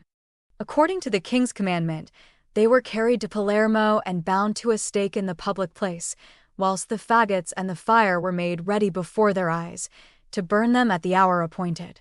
Thither straightway flocked all the townsfolk, both men and women, to see the two lovers, the men all pressed to look upon the damsel, and like as they praised her for fair and well made in every part of her body, even so, on the other hand, the women, who all ran to gaze upon the young man, supremely commended him for handsome and well shopen. But the wretched lovers, both sore ashamed, stood with bowed heads and bewailed their sorry fortune, hourly expecting the cruel death by fire. Whilst they were thus kept against the appointed hour, the default of them committed, being brooded about everywhere, came to the ears of Ruggieri del Oria, a man of inestimable worth, and then the king's admiral. Whereupon he repaired to the place where they were bound, and considering first the girl, commended her amain for beauty, then, turning to look upon the young man, knew him without much difficulty, and drawing nearer to him, asked him if he were not Johnny di Procida. The youth, raising his eyes and recognizing the admiral, answered, "My lord, I was indeed he of whom you ask, but I am about to be no more." The admiral then asked him what had brought him to that pass, and he answered, "Love and the king's anger." The admiral caused him tell his story more at large, and, having heard everything from him as it had happened, was about to depart, when Johnny called him back and said to him, "For God's sake, my lord, and it may be, get me one favor of him who mocketh me to abide thus." "What is that?" asked Ruggieri, and Johnny said, "I see I must die, and that speedily, and I ask, therefore, by way of favor, as I am bound with my back to this damsel, whom I have loved more than my life, even as she hath loved me, and she with her back to me, that we may be turned about with our faces one to the other, so that, dying, I may look upon her face and get me gone, comforted." "With all my heart," answered Ruggieri, laughing. "I will do on such wise that thou shalt yet see her till thou grow weary of her sight." Then, taking leave of him, He charged those who were appointed to carry the sentence into execution that they should proceed no farther therein without other commandment of the king, and straightway betook himself to the latter, to whom, albeit he saw him sore incensed, he spared not to speak his mind, saying, King, in what have the two young folk offended against thee, whom thou hast commanded to be burned yonder in the public place? The king told him, and Ruggieri went on, the offence committed by them deserveth it indeed, but not from thee, for, like as defaults merit punishment, even so do good offices merit recompense, let alone grace and clemency. Knowest thou who these are thou wouldst have burnt? The king answered no, and Ruggieri continued, Then I will have thee know them, so thou mayst see how discreetly thou sufferest thyself to be carried away by the transports of passion. The young man is the son of Landolfo di Procida, own brother to Messer John di Procida, by whose means thou art king and lord of this island, and the damsel is the daughter of Marino Bulgaro, to whose influence thou owest it that thine officers have not been driven forth of Ischia. Moreover, they are lovers who have long loved one another and constrained of love, rather than of will to do despite to thine authority, have done the sin, if that can be called sin which young folk do for love. Wherefore, then, wilt thou put them to death, whenas thou shouldst rather honor them with the greatest favors and boons at thy commandment? The king, hearing this and certifying himself that Ruggieri spoke sooth, not only forbore from proceeding to do worse, but repented him of that which he had done. Wherefore he commanded incontinent that the two lovers should be loosed from the stake and brought before him, which was forthright done. Therewith, having fully acquainted himself with their case, he concluded that it behoved him requite them the injury he had done them with gifts and honor, wherefore he let clothe them anew on sumptuous wise, and finding them of one accord, caused Johnny to take the damsel to wife. Then, making them magnificent presents, he sent them back, rejoicing, to their own country, where they were received with the utmost joyance and delight. The seventh story. Teodoro, being enamored of Violante, daughter of Messer Amerigo his lord, getteth her with child and is condemned to be hanged, but, being recognized and delivered by his father, as they are leading him to the gallows, scourging him the while, he taketh Violante to wife. The ladies, who abode all fearful in suspense to know if the lovers should be burnt, hearing of their escape, praised God and were glad, whereupon the queen, seeing that Pampinia had made an end of her story, imposed on Loretta the charge of following on, who blithely proceeded to say, Fairest ladies, in the days when good King William ruled over Sicily, there was in that island a gentleman hight Messer Amerigo Abate of Trapani, who, among other worldly goods, was very well furnished with children. Wherefore, having occasion for servants, and there coming thither from the Levant certain galleys of Genoese corsairs, who had, in their cruises off the coast of Armenia, taken many boys, he bought some of these latter, deeming them Turks, and amongst them one, Teodoro by name, of nobler mien and better bearing than the rest, who seemed all mere shepherds. Teodoro, although entreated as a slave, was brought up in the house with Messer Amerigo's children, and conforming more to his own nature than to the accidents of fortune,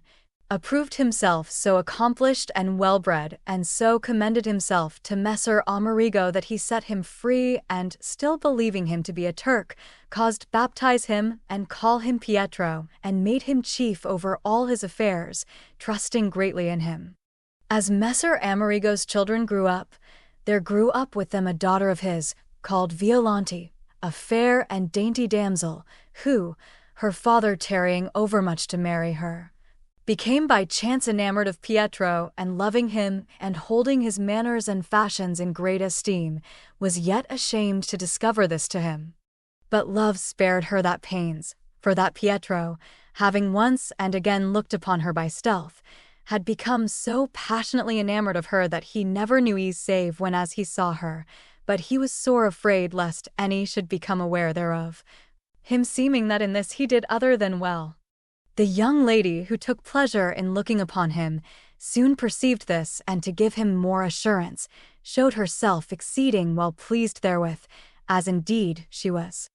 On this wise they abode a great while, daring not to say aught to one another, much as each desired it, but whilst both, alike enamored, languished and kindled in the flames of love, fortune, as if it had determined of will aforethought that this should be, furnished them with an occasion of doing away the timorousness that balked them. Messer Amerigo had, about a mile from Trapani, a very goodly place, to which his lady was wont ofttimes to resort by way of pastime with her daughter and other women and ladies. Thither accordingly they betook themselves one day of great heat, carrying Pietro with them, and there abiding, it befell, as whiles we see it happen in summer time, that the sky became of a sudden overcast with dark clouds. Wherefore the lady set out with her company to return to Trapani, so they might not be there overtaken of the foul weather, and fared on as fast as they might.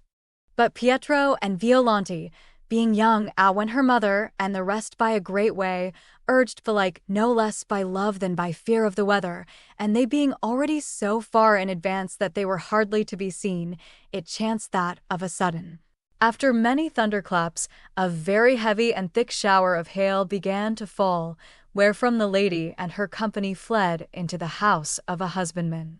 Pietro and the young lady, having no readier shelter, took refuge in a little old hut, well nigh all in ruins, wherein none dwelt, and there huddled together under a small piece of roof that yet remained whole. The scantness of the cover constrained them to press close one to other, and this touching was the means of somewhat emboldening their minds to discover the amorous desires that consumed them both, and Pietro first began to say, "Would God this hail might never give over, so but I might abide as I am." "Indeed," answered the girl, "that were dear to me also." From these words they came to taking each other by the hands and pressing them, and from that to clipping, and after to kissing, it hailing still the while, and in short, not to recount every particular. The weather mended not before they had known the utmost delights of love, and had taken order to have their pleasure secretly one of the other. The storm ended, they fared on to the gate of the city, which was near at hand, and there awaiting the lady, returned home with her. Thereafter, with very discreet and secret ordinance, they forgathered again and again in the same place, to the great contentment of them both, and the work went on so briskly that the young lady became with child, which was sore unwelcome both to the one and the other. Wherefore she used many arts to rid herself, contrary to the course of nature, of her burden, but could nowise avail to accomplish it. Therewithal, Pietro, fearing for his life, bethought himself to flee, and told her, to which she answered, "An thou depart, I will without fail kill myself." Whereupon quoth Pietro, who loved her exceedingly, "Lady mine, how wilt thou have me abide here? Thy pregnancy will discover our default, and it will lightly be pardoned unto thee, but I, poor wretch, it will be must needs bear the penalty of thy sin and mine own." "Pietro," replied she, "my sin must indeed be discovered, but be assured that thine will never be known, and thou tell not thyself." Then said he, "Since thou promisest me this, I will remain, but look thou keep thy promise to me." After a while, the young lady, who had as most she might, concealed her being with child, seeing that, for the waxing of her body, she might no longer dissemble it, one day discovered her case to her mother, beseeching her with many tears to save her. Whereupon the lady, beyond measure woeful, gave her hard words galore, and would know of her how the thing had come about. Violante, in order that no harm might come to Pietro, told her a story of her own devising, disguising the truth in other forms. The lady believed it, and to conceal her daughter's default, sent her away to a country house of theirs. There, the time of her delivery coming, and the girl crying out, as women used to do, what while her mother never dreamed that Messer Amerigo, who was well nigh never wont to do so, should come thither, it chanced that he passed, on his return from hawking, by the chamber where his daughter lay, and marvelling at the outcry she made, suddenly entered the chamber and demanded what was to do. The lady, seeing her husband come unawares, started up all woebegone, and told him that which had befallen the girl. But he, less easy of belief than his wife had been, declared that it could not be true, that she knew not by whom she was with child, and would altogether know who he was, adding that, by confessing it, she might regain his favor. Else must she make ready to die without mercy. The lady did her utmost to persuade her husband to abide content with that which she had said, but to no purpose. He flew out into a passion and running, with his naked sword in his hand, at his daughter, who, what while her mother held her father in parley, had given birth to a male child, said, Either do thou discover by whom the child was begotten, or thou shalt die without delay. The girl, fearing death, broke her promise to Pietro and discovered all that had passed between him and her, which when the gentleman heard, he fell into a fury of anger and hardly withheld himself from slaying her. However, after he had said to her that which his rage dictated to him, he took horse again and returning to Trapani, recounted the affront that Pietro had done him to a certain Messer Corrado, who was captain there for the king. The latter caused forthright seize Pietro, who was off his guard, and put him to the torture, whereupon he confessed all, and being a few days after sentenced by the captain to be flogged through the city, and after strung up by the neck, Messer Amerigo, whose wrath had not been done away by the having brought Pietro to death, in order that one and the same hour should rid the earth of the two lovers and their child, put poison in a hannup with wine, and delivering it, together with a naked poniard, to a serving man of his, said to him, Carry these two things to Violante, and bid her, on my part, forthright take which she will of these two deaths, poison or steel, else will I have her burned alive, even as she hath deserved, in the presence of as many townsfolk as be here.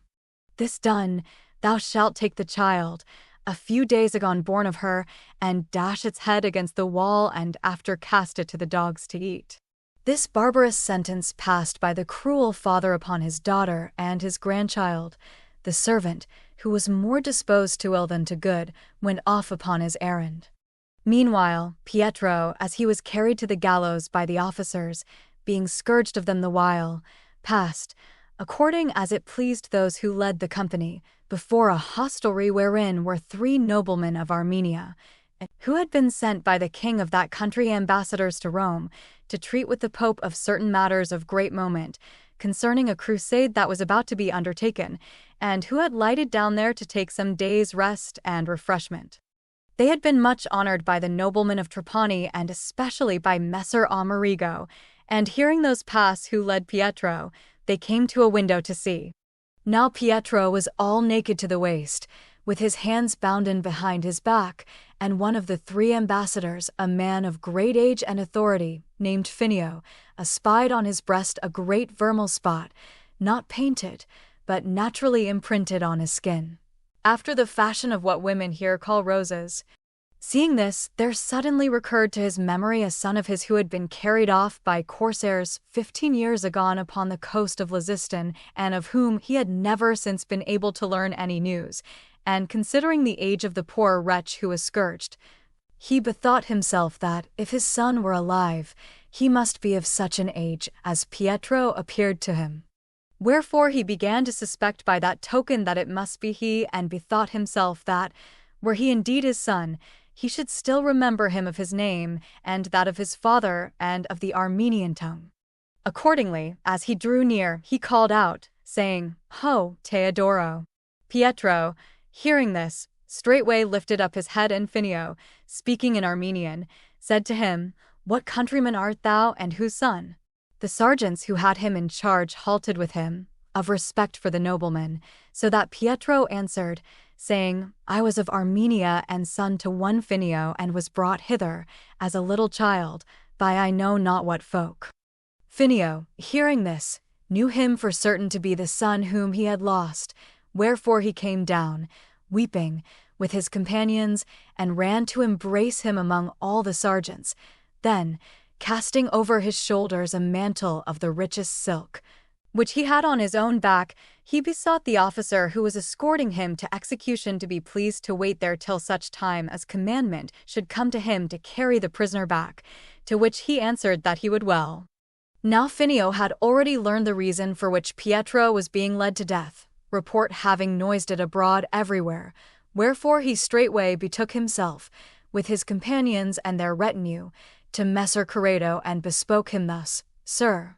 he whom you have doomed to die as a slave is a free man and my son, and is ready to take to wife her whom it is said he hath bereft of her maidenhead. Wherefore may it please you to defer the execution till such time as it may be learned if she will have him to husband, so, in case she be willing, you may not be found to have done contrary to the law." Messer Corrado, hearing that the condemned man was Finio's son, marveled, and confessing that which the latter said to be true, was somewhat ashamed of the unright of fortune, and straightway caused carry Pietro home. Then, sending for Messer Amerigo, he acquainted him with these things. Messer Amerigo, who by this believed his daughter and grandson to be dead, was the wofullest man in the world for that which he had done, seeing that all might very well have been set right, so but Violante were yet alive. Nevertheless, he dispatched a runner whereas his daughter was, to the intent that, in case his commandment had not been done, it should not be carried into effect. The messenger found the servant sent by Messer Amerigo raiding the lady, before whom he had laid the poniard and the poison, for that she made not her election as speedily as he desired, and would have constrained her to take the one or the other.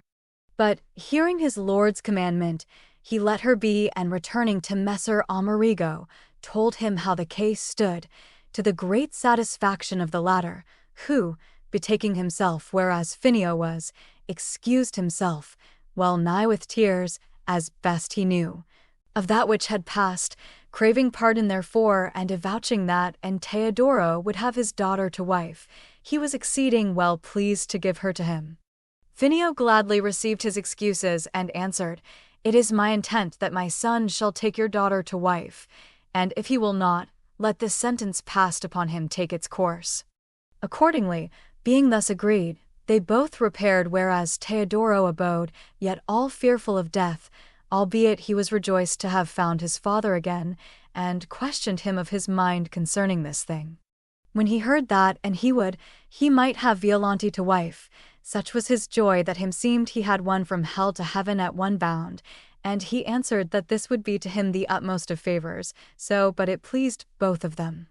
Thereupon they sent to know the mind of the young lady, who, whereas she abode in expectation of death, the wofullest woman alive, hearing that which had betided and was like to betide Teodoro, after much parley, began to lend some faith to their words, and taking a little comfort, answered that, were she to ensue her own wishes in the matter, no greater happiness could betide her than to be the wife of Teodoro, algates she would do that which her father should command her.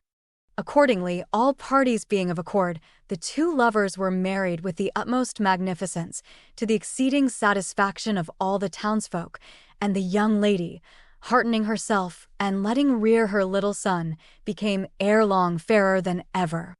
Then, being risen from childbed, she went out to meet Finio, whose return was expected from Rome, and paid him reverence as to a father, whereupon he, exceeding well pleased to have so fair a daughter-in-law, caused celebrate their nuptials with the utmost pomp and rejoicing, and receiving her as a daughter, ever after held her such. And after some days, taking ship with his son and her and his little grandson, he carried them with him into Lisiston, where the two lovers abode in peace and happiness, so long as life endured unto them. The 8th story. Nasteggio degli Onesti, falling in love with a lady of the Traversari family, spendeth his substance without being beloved in return, and, betaking himself, at the instance of his kinsfolk, to Chiasse, he there seeth a horseman give chase to a damsel, and slay her, and cause her be devoured of 2 dogs. Therewithal he biddeth his kinsfolk and the lady whom he loveth to a dinner, where his mistress seeth the same damsel torn in pieces, and fearing a like fate, taketh Nasteggio to husband. No sooner was Loretta silent than Philomena, by the queen's commandment, began thus: "Lovesome ladies, even as pity is in us commended, so also is cruelty rigorously avenged by divine justice. The which that I may prove to you, and so engage you altogether to purge yourselves therefrom, it pleaseth me tell you a story no less pitiful than delectable. In Ravenna, a very ancient city of Romagna, there were aforetime many noblemen and gentlemen, and amongst the rest a young man called Nastigio degli Onesti, who had, by the death of his father and an uncle of his, been left rich beyond all estimation, and who, as it happeneth often with young men, being without a wife, fell in love with a daughter of Messer Paolo Traversari, a young lady of much greater family than his own, hoping by his fashions to bring her to love him in return. But these, though great and goodly and commendable, not only profited him nothing, nay, it seemed they did him harm, so cruel and obdurate and intractable did the beloved damsel show herself to him, being grown belike, whether for her singular beauty or the nobility of her birth, so proud and disdainful that neither he nor aught that pleased him pleased her. This was so grievous to Nastigio to bear that many a time, for chagrin, being weary of complaining, he had it in his thought to kill himself, but held his hand therefrom, and again he took it to heart to let her be altogether or have her, and he might, in hatred, even as she had him.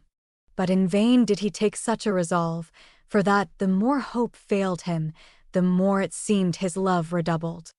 Accordingly, he persisted both in loving and in spending without stint or measure, till it seemed to certain of his friends and kinsfolk that he was like to consume both himself and his substance. Wherefore they besought him again, and counselled him depart Ravenna and go sojourn a while in some other place, for that, so doing, he would abate both his passion and his expenditure.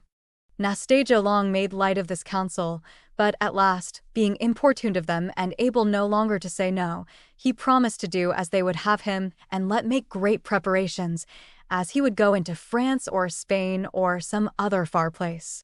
Then, taking horse in company with many of his friends, he rode out of Ravenna and betook himself to a place called Chiasse, some 3 miles from the city, where, sending for tents and pavilions,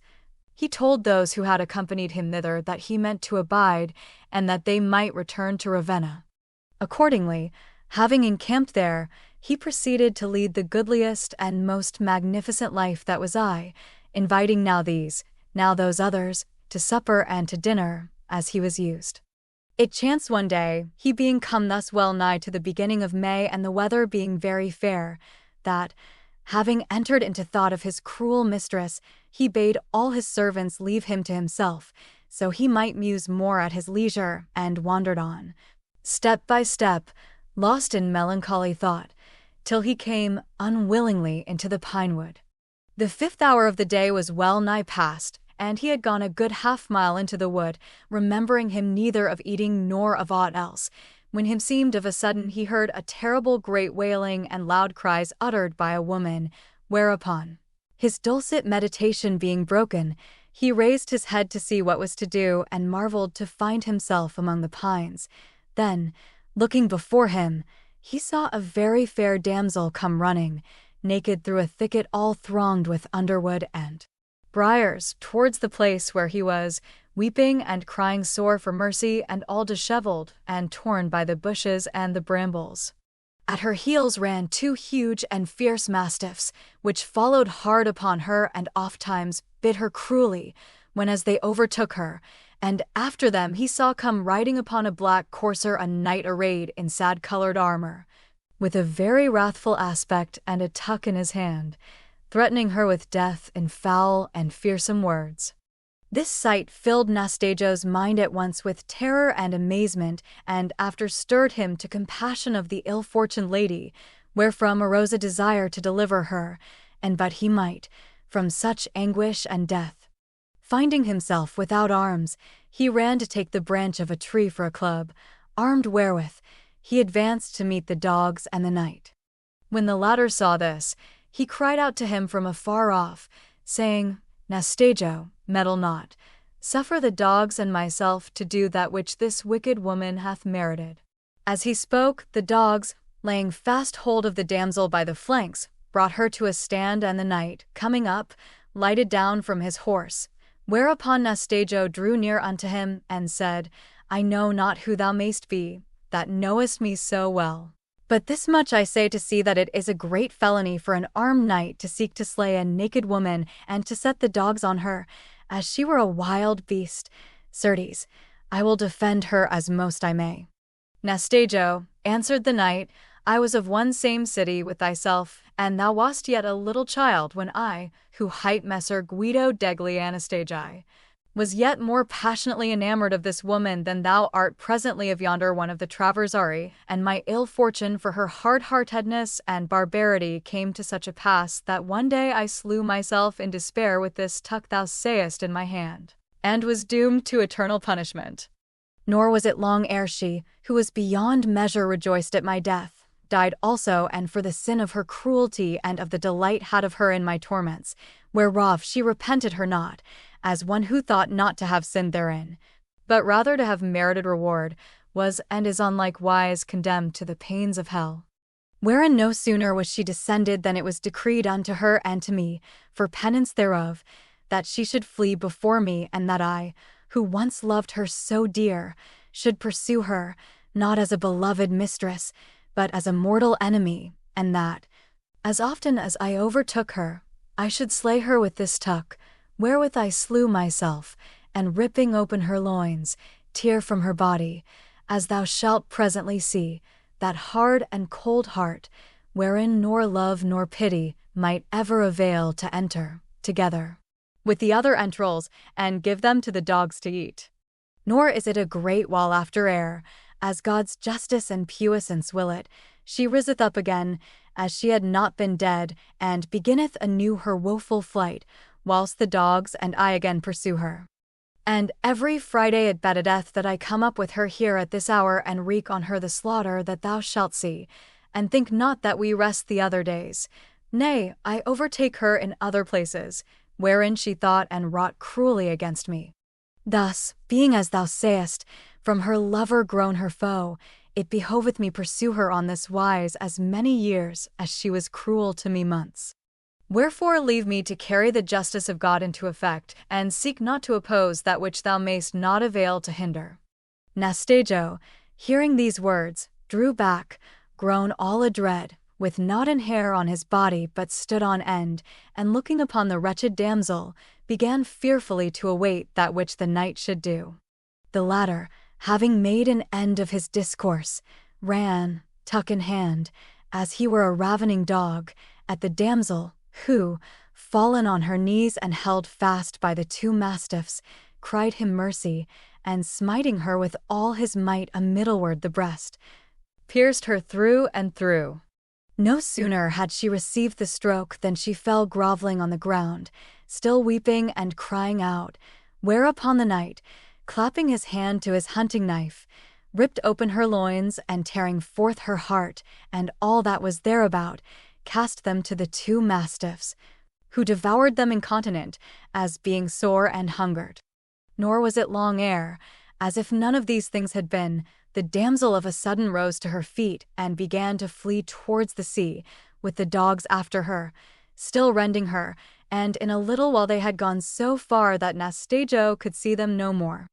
The latter, seeing these things, abode a great while between pity and fear, and presently it occurred to his mind that this might much avail him, seeing that it befell every Friday, wherefore, marking the place, he returned to his servants, and after, when as it seemed to him fit, he sent for sundry of his kinsmen and friends, and said to them, "You have long urged me leave loving this mine enemy, and put an end to my expenditure, and I am ready to do it, provided you will obtain me a favour, which is this, that on the coming Friday you make shift to have Messer Paolo Traversari and his wife and daughter, and all their kinswomen, and what other ladies soever it shall please you here to dinner with me. That for which I wish this, you shall see then." This seemed to them a little thing enough to do, wherefore, returning to Ravenna, they in due time invited those whom Nastajo would have to dine with him, and albeit it was no easy matter to bring thither the young lady whom he loved, natheless she went with the other ladies. Meanwhile, Nastajo let make ready a magnificent banquet, and caused set the tables under the pines round about the place, where he had witnessed the slaughter of the cruel lady. The time come, he seated the gentlemen and the ladies at table, and so ordered it that his mistress should be placed right over against the spot where the thing should befall. Accordingly, hardly was the last dish come when the despairful outcry of the hunted damsel began to be heard of all, whereat each of the company marveled and inquired what was to do, but none could say. Whereupon all started to their feet, and looking what this might be, they saw the woeful damsel and the knight and the dogs, nor was it long ere they were all there among them. Great was the clamour against both dogs and knight, and many rushed forward to succour the damsel, but the knight, bespeaking them as he had bespoken Nastajo, not only made them draw back, but filled them all with terror and amazement. Then did he as he had done before, whereat all the ladies that were there, and there were many present who had been kinswomen both to the woeful damsel and to the knight, and who remembered them both of his love and of his death, wept as piteously as if they had seen this done to themselves. The thing carried to its end, and the damsel and the knight gone, the adventure set those who had seen it upon many and various discourses, but of those who were the most affrighted was the cruel damsel beloved of Nastajo, who had distinctly seen and heard the whole matter and understood that these things concerned her more than any other who was there, remembering her of the cruelty she had still used towards Nastajo, wherefore her seemed she fled already before her enraged lover and had the mastiffs at her heels. Such was the terror awakened in her thereby that, so this might not betide her, no sooner did she find an opportunity, which was afforded her that same evening, then, turning her hatred into love, she dispatched to Nastajo a trusty chamberwoman of hers, who besought him that it should please him to go to her, for that she was ready to do all that should be his pleasure. He answered that this was exceeding agreeable to him, but that, so it pleased her, he desired to have his pleasure of her with honour, to wit, by taking her to wife. The damsel, who knew that it rested with none other than herself that she had not been his wife, made answer to him that it liked her well. Then, playing the messenger herself, she told her father and mother that she was content to be Nastajo's wife, whereat they were mightily rejoiced, and he, espousing her on the ensuing Sunday and celebrating his nuptials, lived with her long and happily. Nor was this affright the cause of that good only. Nay, all the ladies of Ravenna became so fearful by reason thereof, that ever after they were much more amenable than they had before been to the desires of the men. The ninth story. Federigo degli Alberighi loveth, and is not loved. He wasteth his substance in prodigal hospitality till there is left him but one sole falcon, which, having naught else, he giveth his mistress to eat, on her coming to his house, and she, learning this, changeth her mind, and taking him to husband, mocketh him rich again. Philomena having ceased speaking, the queen, seeing that none remained to tell save only herself and Dioneo, whose privilege entitled him to speak last, said, with blithe aspect, "It pertaineth now to me to tell, and I, dearest ladies, will willingly do it." Relating a story like in part to the foregoing, to the intent that not only may you know how much the love of you can avail in gentle hearts, but that you may learn to be yourselves, when as it behoveth, the stowers of your guerdons, without. You must know, then, that Capo di Borghese Domenici, who was of our days and maybe is yet a man of great worship and authority in our city and illustrious and worthy of eternal renown, much more for his fashions and his merit than for the nobility of his blood, being grown full of years, delighted oftentimes to discourse with his neighbours and others of things past, the which he knew how to do better and more orderly, and with more memory and elegance of speech than any other man. Amongst other fine things of his, he was used to tell that there was once in Florence a young man called Federigo, son of Messer Filippo Alberighi, and renowned for deeds of arms and courtesy over every other bachelor in Tuscany, who, as bettedeth most gentlemen, became enamoured of a gentlewoman named Madame Giovanna, in her day held one of the fairest and sprightliest ladies that were in Florence, and to win her love, he held justs and tourneyings, and made entertainments, and gave gifts, and spent his substance without any stint, but she, being no less virtuous than fair, recked not of these things done for her nor of him who did them. Federigo, spending thus far beyond his means and gaining not his wealth, as lightly happeneth, in course of time came to an end, and he abode poor, nor was aught left him but a poor little farm, on whose returns he lived very meagerly. And to boot a falcon he had, one of the best in the world. Wherefore, being more in love than ever, and him seeming he might no longer make such a figure in the city as he would fain do, he took up his abode at Campy, where his farm was, and there bore his poverty with patience, hawking when as he might, and asking of no one. Federigo being thus come to extremity, it befell one day that Madame Giovanna's husband fell sick, and seeing himself nigh upon death, made his will, wherein, being very rich, he left a son of his, now well grown, his heir, after which, having much loved Madame Giovanna, he substituted her to his heir, in case his son should die without lawful issue, and died. Madame Giovanna, being thus left a widow, betook herself that summer, as is the usance of our ladies, into the country with her son to an estate of hers very near that of Federigo. Wherefore it befell that the lad made acquaintance with the latter and began to take delight in hawks and hounds, and having many a time seen his falcon flown, and being strangely taken therewith, longed sore to have it, but dared not ask it of him, seeing it so dear to him. The thing standing thus, it came to pass that the lad fell sick, whereat his mother was sore concerned, as one who had none but him, and loved him with all her might, and abode about him all day, comforting him without cease. And many a time she asked him if there were aught he desired, beseeching him tell it her, for an it might be gotten, she would contrive that he should have it. The lad, having heard these offers many times repeated, said, Mother mine, and you could procure me to have Federigo's falcon, methinketh I should soon be whole. The lady, hearing this, bethought herself a while, and began to consider how she should do. She knew that Federigo had long loved her, and had never gotten of her so much as a glance of the eye, wherefore quoth she in herself, How shall I send or go to him to seek of him this falcon, which is, by all I hear, the best that ever flew, and which, to boot, maintaineth him in the world? And how can I be so graceless as to offer to take this from a gentleman who hath none other pleasure left? Perplexed with this thought, and knowing not what to say, for all she was very certain of getting the bird, if she asked for it, she made no reply to her son, but abode silent. However, at last, the love of her son so got the better of her that she resolved in herself to satisfy him, come what might, and not to send, but to go herself for the falcon and fetch it to him. Accordingly she said to him, My son, take comfort and bethink thyself to grow well again, for I promise thee that the first thing I do tomorrow morning I will go for it, and fetch it to thee. The boy was rejoiced at this, and showed some amendment that same day. Next morning the lady, taking another lady to bear her company, repaired, by way of diversion, to Federigo's little house, and inquired for the latter, who, for that it was no weather for hawking nor had been for some days past,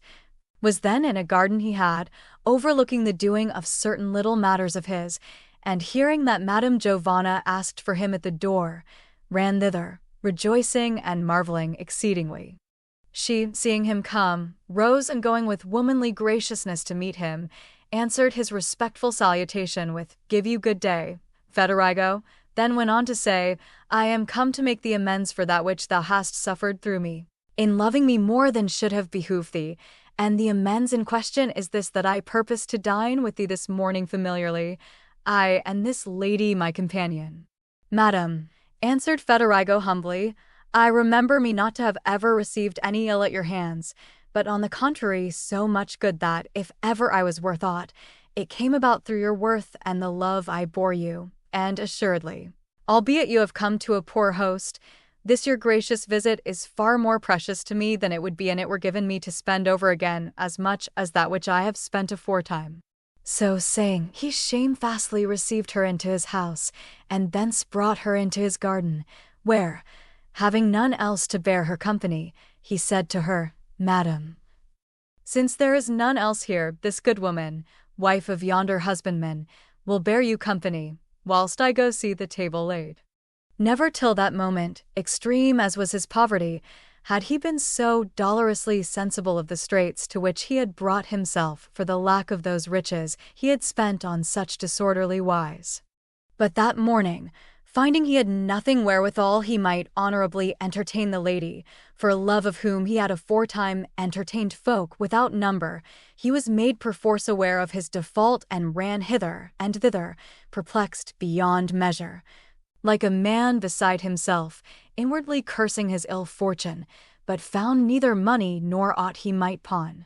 It was now growing late, and he having a great desire to entertain the gentle lady with somewhat, yet choosing not to have recourse to his own labourer, much less anyone else, his eye fell on his good falcon, which he saw on his perch in his little saloon. Whereupon, having no other resource, he took the bird, and finding him fat, deemed him a dish worthy of such a lady. Accordingly, without more ado, he wrung the hawk's neck, and hastily caused a little maid of his pluck it, and truss it, and after put it on the spit, and roast it diligently. Then, the table laid and covered with very white cloths, whereof he had yet some store, he returned with a blithe countenance to the lady in the garden, and told her that dinner was ready, such as it was in his power to provide. Accordingly, the lady and her friend, arising, betook themselves to table, and in company with Federigo, who served them with the utmost diligence, ate the good falcon, unknowing what they did. Presently, after they had risen from table and had a bidden with him a while in cheerful discourse, the lady, thinking it time to tell that wherefore she was come, turned to Federigo and courteously bespoke him, saying, "Federigo, I doubt not a jot but that, when thou hearest that which is the especial occasion of my coming hither, thou wilt marvel at my presumption, remembering thee of thy past life and of my virtue, which latter belike thou reputedst cruelty and hardness of heart. But if thou hadst had children, by whom thou mightest know how potent is the love one beareth them, meseemeth certain that thou wouldst in part hold me excused.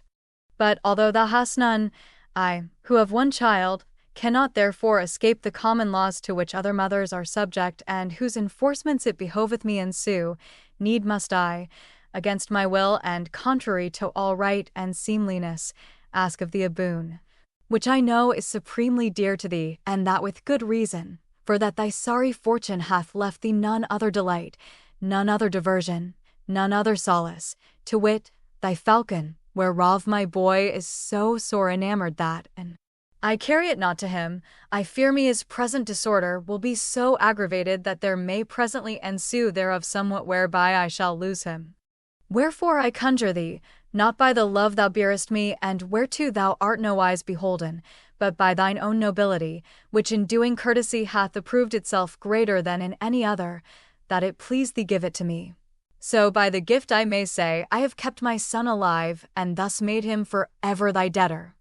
Federigo, hearing what the lady asked, and knowing that he could not oblige her, for that he had given her the falcon to eat, fell a-weeping in her presence, ere he could answer a word. The lady at first believed that his tears arose from grief at having to part from his good falcon, and was like to say that she would not have it. However, she contained herself, and awaited what Federigo should reply, who, after weeping a while, made answer thus: "Madam, since it pleased God that I should set my love on you, I have in many things reputed fortune contrary to me, and have complained of her. But all the ill turns she hath done me have been a light matter in comparison with that which she doth me at this present, and for which I can never more be reconciled to her, considering that you are come hither to my poor house, whereas you deigned not to come while I was rich, and seek of me a little boon, the which she hath so wrought that I cannot grant you, and why this cannot be I will tell you briefly. When I heard that you, of your favour, were minded to dine with me, I deemed it a light thing and a seemly, having regard to your worth and the nobility of your station, to honour you, as far as in me lay,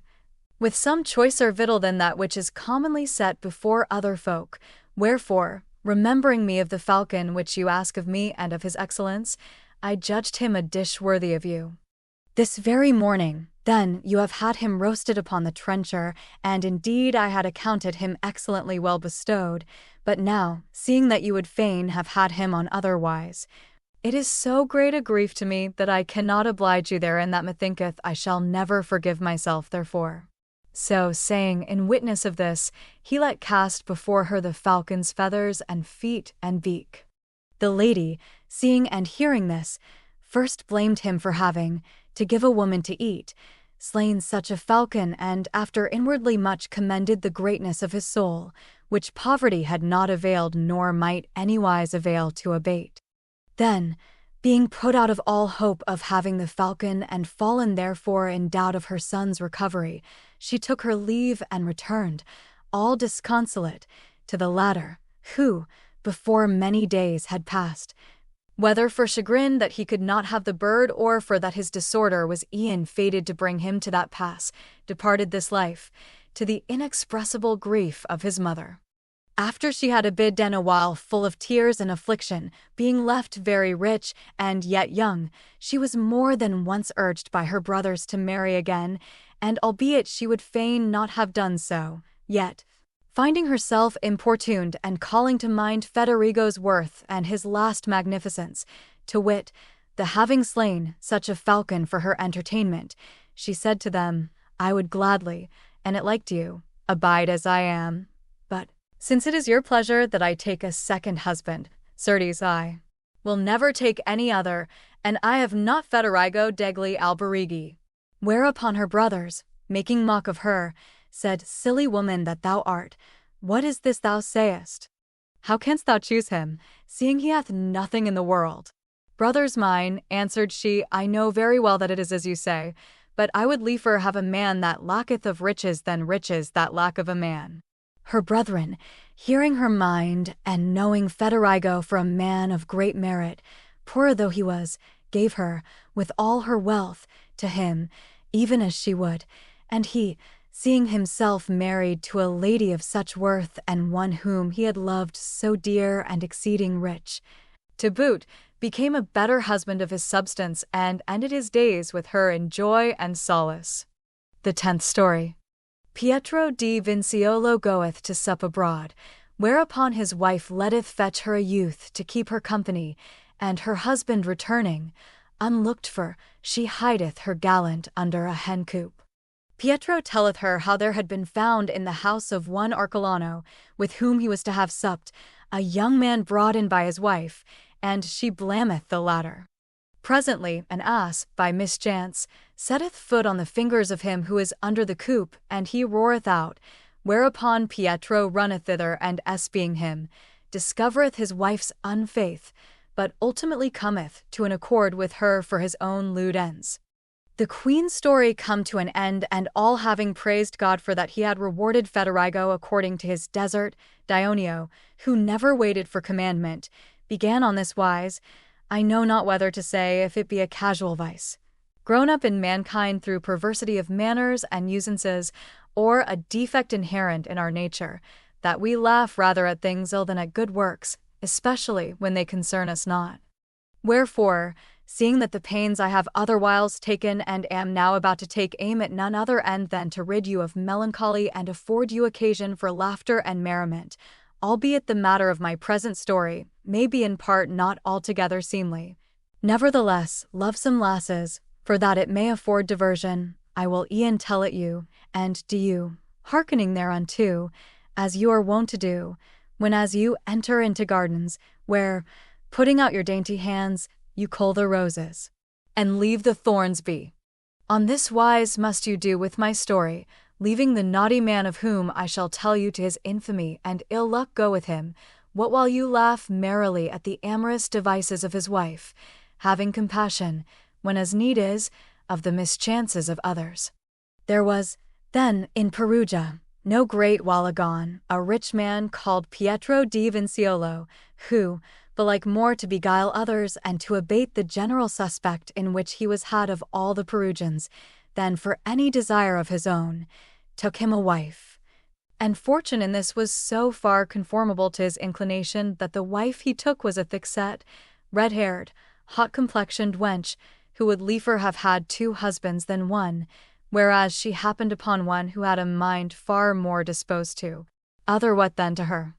Becoming, in process of time, aware of this and seeing herself fair and fresh, and feeling herself buxom and lusty, she began by being sore incensed thereat, and came once and again to unseemly words thereof with her husband,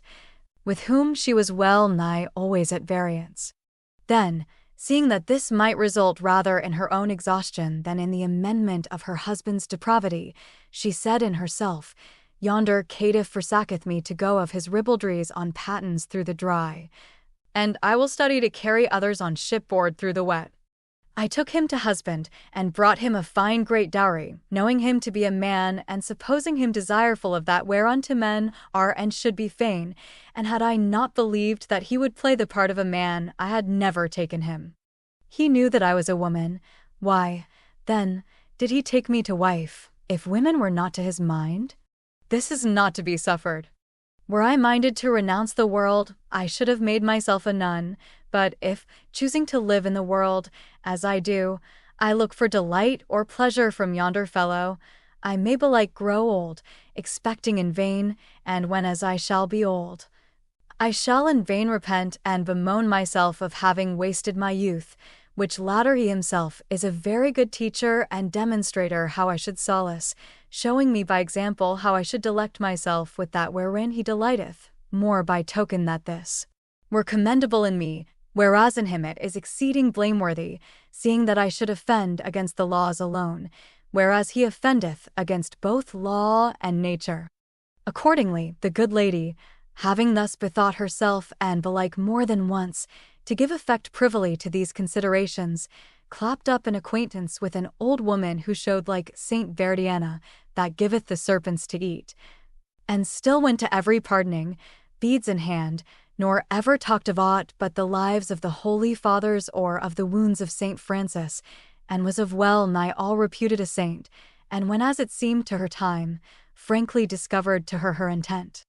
"Daughter mine," replied the beldam, "God who knoweth all knoweth that thou wilt do exceeding well, and if for naught else, yet shouldst thou do it, thou and every other young woman, not to lose the time of your youth, for that to whoso hath understanding. There is no grief like that of having lost one's time.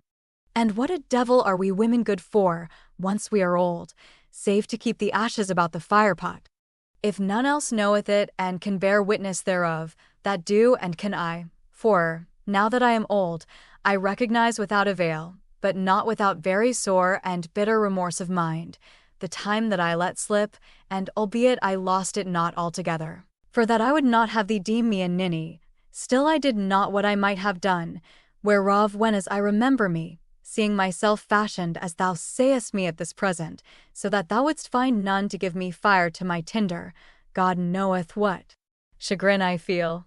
With men it is not so. They are born apt for 1,000 things, not for this alone, and most part of them are of much more account old than young. But women are born into the world for nothing but to do this and bear children, and it is for this that they are prized. The which, if from naught else, thou mayst apprehend from this, that we women are still ready for the sport, more by token that one woman would tire out many men at the game, whereas many men cannot tire one woman, and for that we are born unto this. I tell thee again that thou wilt do exceeding well to return thy husband a loaf for his bannock, so thy soul may have no cause to reproach thy flesh in thine old age.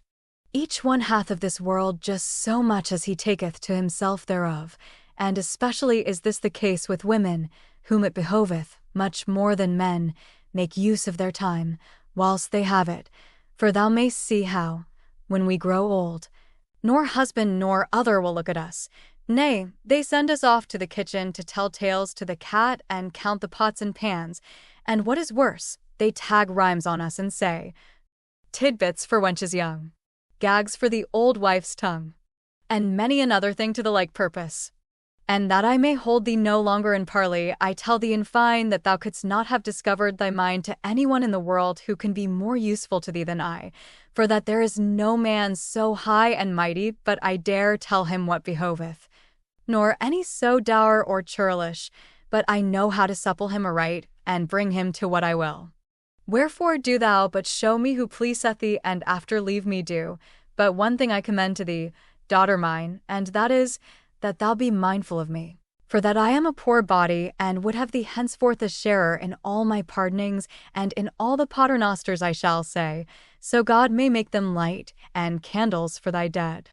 With this she made an end of her discourse, and the young lady came to an understanding with her that, whenas she chanced to spy a certain young spark who passed often through that quarter, and whose every feature she set out to her, she should know what she had to do. Then, giving her a piece of salt meat, she dismissed her with God's blessing, nor had many days passed ere the old woman brought her him of whom she had bespoken her privily into her chamber, and a little while after another and another, according as they chanced to take the lady's fancy, who stinted not to indulge herself in this as often as occasion offered, though still fearful of her husband. It chanced one evening that, her husband being to sup abroad with a friend of his, Ercolano by name, she charged the old woman bring her a youth, who was one of the goodliest and most agreeable of all Perugia, which she promptly did. But hardly had the lady seated herself at table to sup with her gallant, when, behold, Pietro called out at the door to have it opened to him. She, hearing this, gave herself up for lost, but yet desiring, and she might, to conceal the youth, and not having the presence of mind to send him away or hide him elsewhere, made him take refuge under a hen-coop. That was in a shed adjoining the chamber where they were at supper, and cast over him the sacking of a pallet bed that she had that day let empty. This done, she made haste to open to her husband, to whom quoth she, as soon as he entered the house, You have very soon dispatched this supper of yours. We have not so much as tasted it, replied he, and she said, How is that? Quoth he, I will tell thee. Scarce were we seated at table, Ercolano and his wife, and I, when we heard some one sneeze hard by, whereof we took no note the first time nor the second, but he who sneezed sneezing yet a third time, and a fourth, and a fifth, and many other times.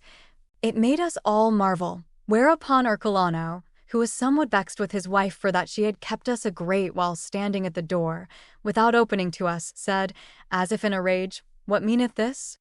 Who is it sneezeth thus? And rising from table, made for a stair that stood near at hand, and under which, hard by the stair foot, was a closure of planks, wherein to bestow all manner things, as we see those do every day who set their houses in order. Him seeming it was from this that came the noise of sneezing, he opened a little door that was therein, and no sooner had he done this than there issued forth thereof the frightfulest stench of sulphur that might be. Somewhat of this smell had already reached us, and we complaining thereof, the lady had said, It is because I was but now in act to bleach my veils with sulphur, and after set the pan, over which I had spread them to catch the fumes, under the stair, so that it yet smoketh thereof. As soon as the smoke was somewhat spent, Ercolano looked into the cupboard, and there espied him who had sneezed, and who was yet in act to sneeze, for that the fumes of the sulphur constrained him thereto, and indeed they had by this time so straitened his breast that, had he abidden a while longer, he had never sneezed nor done aught else again. Ercolano, seeing him, cried out, Now, wife, I see why, when as we came hither a while ago, we were kept so long at the door, without its being opened to us. But may I never again have aught that shall please me, and I pay thee not for this. The lady, hearing this and seeing that her sin was discovered, stayed not to make any excuse, but started up from table and made off I know not whither.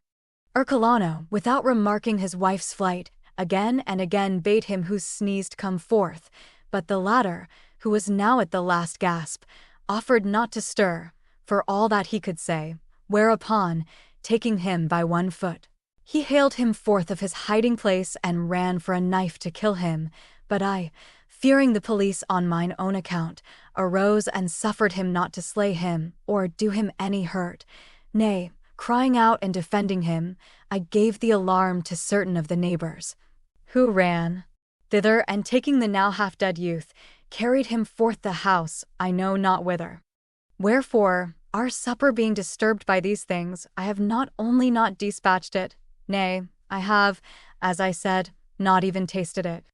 The lady, hearing this, knew that there were other women as wise as herself, albeit ill hap betimes betided some of them thereof, and would fain have defended Ercolano's wife with words, but her seeming that, by blaming others' defaults, she might make freer way for her own, she began to say, Here be fine doings. A holy and virtuous lady indeed she must be. She, to whom, as I am an honest woman, I would have confessed myself, so spiritually minded me seemed she was. And the worst of it is that she, being presently an old woman, setteth a mighty fine example to the young. Accursed by the hour she came into the world, and she also, who suffereth herself to live, perfidious and vile woman that she must be, the general reproach and shame of all the ladies of the city, who, casting to the winds her honor and the faith plighted to her husband and the world's esteem, is not ashamed to dishonor him, and herself with him, for another man, him who is such a man and so worshipful a citizen, and who used her so well. So God save me, there should be no mercy had of such women as she. They should be put to death, they should be cast alive into the fire and burned to ashes. Then, bethinking her of her gallant, whom she had hard by under the coop, she began to exhort Pietro to betake himself to bed, for that it was time. But he, having more mind to eat than to sleep, inquired if there was aught for supper. Supper, quotha, answered the lady. Truly, we are much used to get supper, whenas thou art abroad. A fine thing, indeed. Dost thou take me for Ercolano's wife? Alack, why dost thou not go to sleep for tonight? How far better thou wilt do. Now it chanced that certain husbandmen of Pietro's being come that evening with sundry matters from the farm, and having put up their asses, without watering them, in a little stable adjoining the shed, one of the latter, being sore athirst, slipped his head out of the halter, and making his way out of the stable, went smelling to everything, so haply he might find some water, and going thus, he came presently full on the hen-coop, under which was the young man. The latter having, for that it behoved him abide on all fours, put out the fingers of one hand on the ground beyond the coop, such was his luck, or rather let us say, his ill luck, that the ass set his hoof on them, whereupon the youth, feeling an exceeding great pain, set up a terrible outcry. Pietro, hearing this, marveled and perceived that the noise came from within the house, wherefore he went out into the shed, and hearing the others still clamoring, for that the ass had not lifted up his hoof from his fingers, but still trod hard upon them, said, Who is there? Then, running to the hen-coop, he raised it and espied the young man, who, beside the pain he suffered from his fingers that were crushed by the ass's hoof, was all a-trembling for fear lest Pietro should do him a mischief. The latter, knowing him for one whom he had long pursued for his lewd ends, asked him what he did there, whereto he answered him nothing, but prayed him for the love of God do him no harm. Quoth Pietro, Arise and fear not that I will do thee any hurt, but tell me how thou comest here and for what purpose. The youth told him all, whereupon Pietro, no less rejoiced to have found him than his wife was woeful, taking him by the hand, carried him into the chamber, where the lady awaited him with the greatest affright in the world, and seating himself over against her, said, But now thou cursed Ercolano's wife, and avouchedst that she should be burnt, and that she was the disgrace of all you women, why didst thou not speak of thyself? Or, and thou chouldst not to speak of thyself, how could thy conscience suffer thee to speak thus of her, knowing thyself to have done even as did she? Certes, none other thing moved thee thereunto save that you women are all made thus, and look to cover your own doings with others' defaults. Would fire might come from heaven to burn you all up, perverse generation that you are. The lady, seeing that, in the first heat of the discovery, he had done her no harm other than in words, and her seeming she saw that he was all agog with joy for that he held so goodly a stripling by the hand, took heart and said, Of this much, indeed, I am mighty well assured, that thou wouldst have fire come from heaven to burn us women all up, being, as thou art, as fain to us as a dog to cudgels, but, by Christ's cross, thou shalt not get thy wish. However, I would fain have a little discourse with thee, so I may know of what thou complainest. Certes, it were a fine thing an thou shouldst seek to even me with Ercolano's wife, who is a beat-breast, a smell-sin, and hath of her husband what she will, and is of him held dear as a wife should be, the which is not the case with me. For, grant that I am well clad and shod of thee, thou knowest but too well how I fare for the rest, and how long it is since thou hast lain with me, and I had liefer go barefoot and rags to my back, and be well used of thee, Abed, than have all these things, being used as I am of thee. For understand plainly, Pietro, I am a woman like other women, and have a mind unto that which other women desire, so that, and I procure me thereof, not having it from thee, thou hast no call to missy of me therefore, at the least. I do thee this much honor that I have naught to do with horse-boys and scald heads.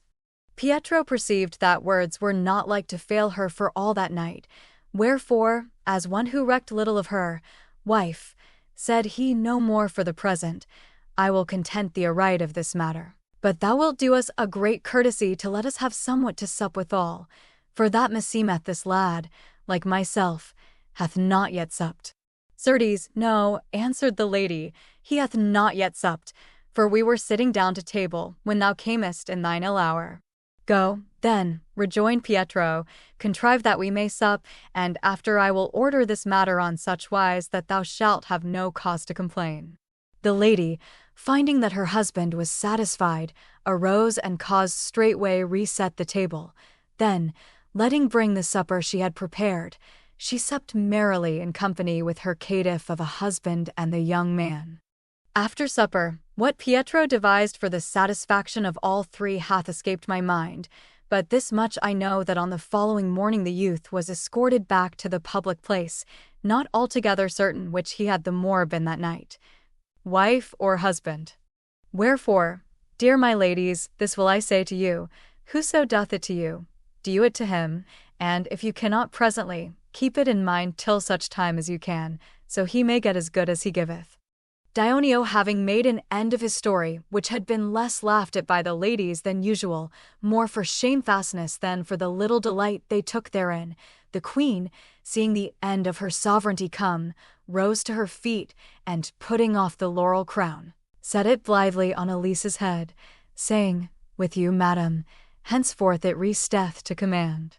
Elisa, accepting the honor, did even as it had been done before her, in that, having first, to the satisfaction of the company, taken order with the seneschal for that whereof there was need for the time of her governance, she said,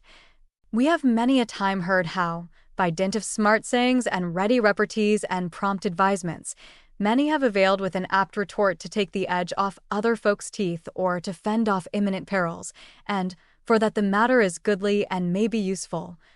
I will that tomorrow, with God's aid, it be discoursed within these terms, to wit, of whoso, being assailed with some gibing speech, hath vindicated himself or hath with some ready reply or advisement escaped loss, peril, or shame.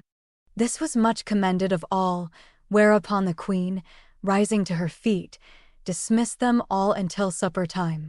The honorable company, seeing her risen, stood up all and each, according to the wonted fashion, applied himself to that which was most agreeable to him. But, the crickets having now given over singing, the queen let call every one, and they betook themselves to supper, which being despatched with merry cheer, they all gave themselves to singing and making music, and Emilia having, at the queen's commandment, set up a dance, Dioneo was bidden sing a song, whereupon he straightway struck up with Mistress Aldrida, Come lift up your foote, for I bring you, good tidings.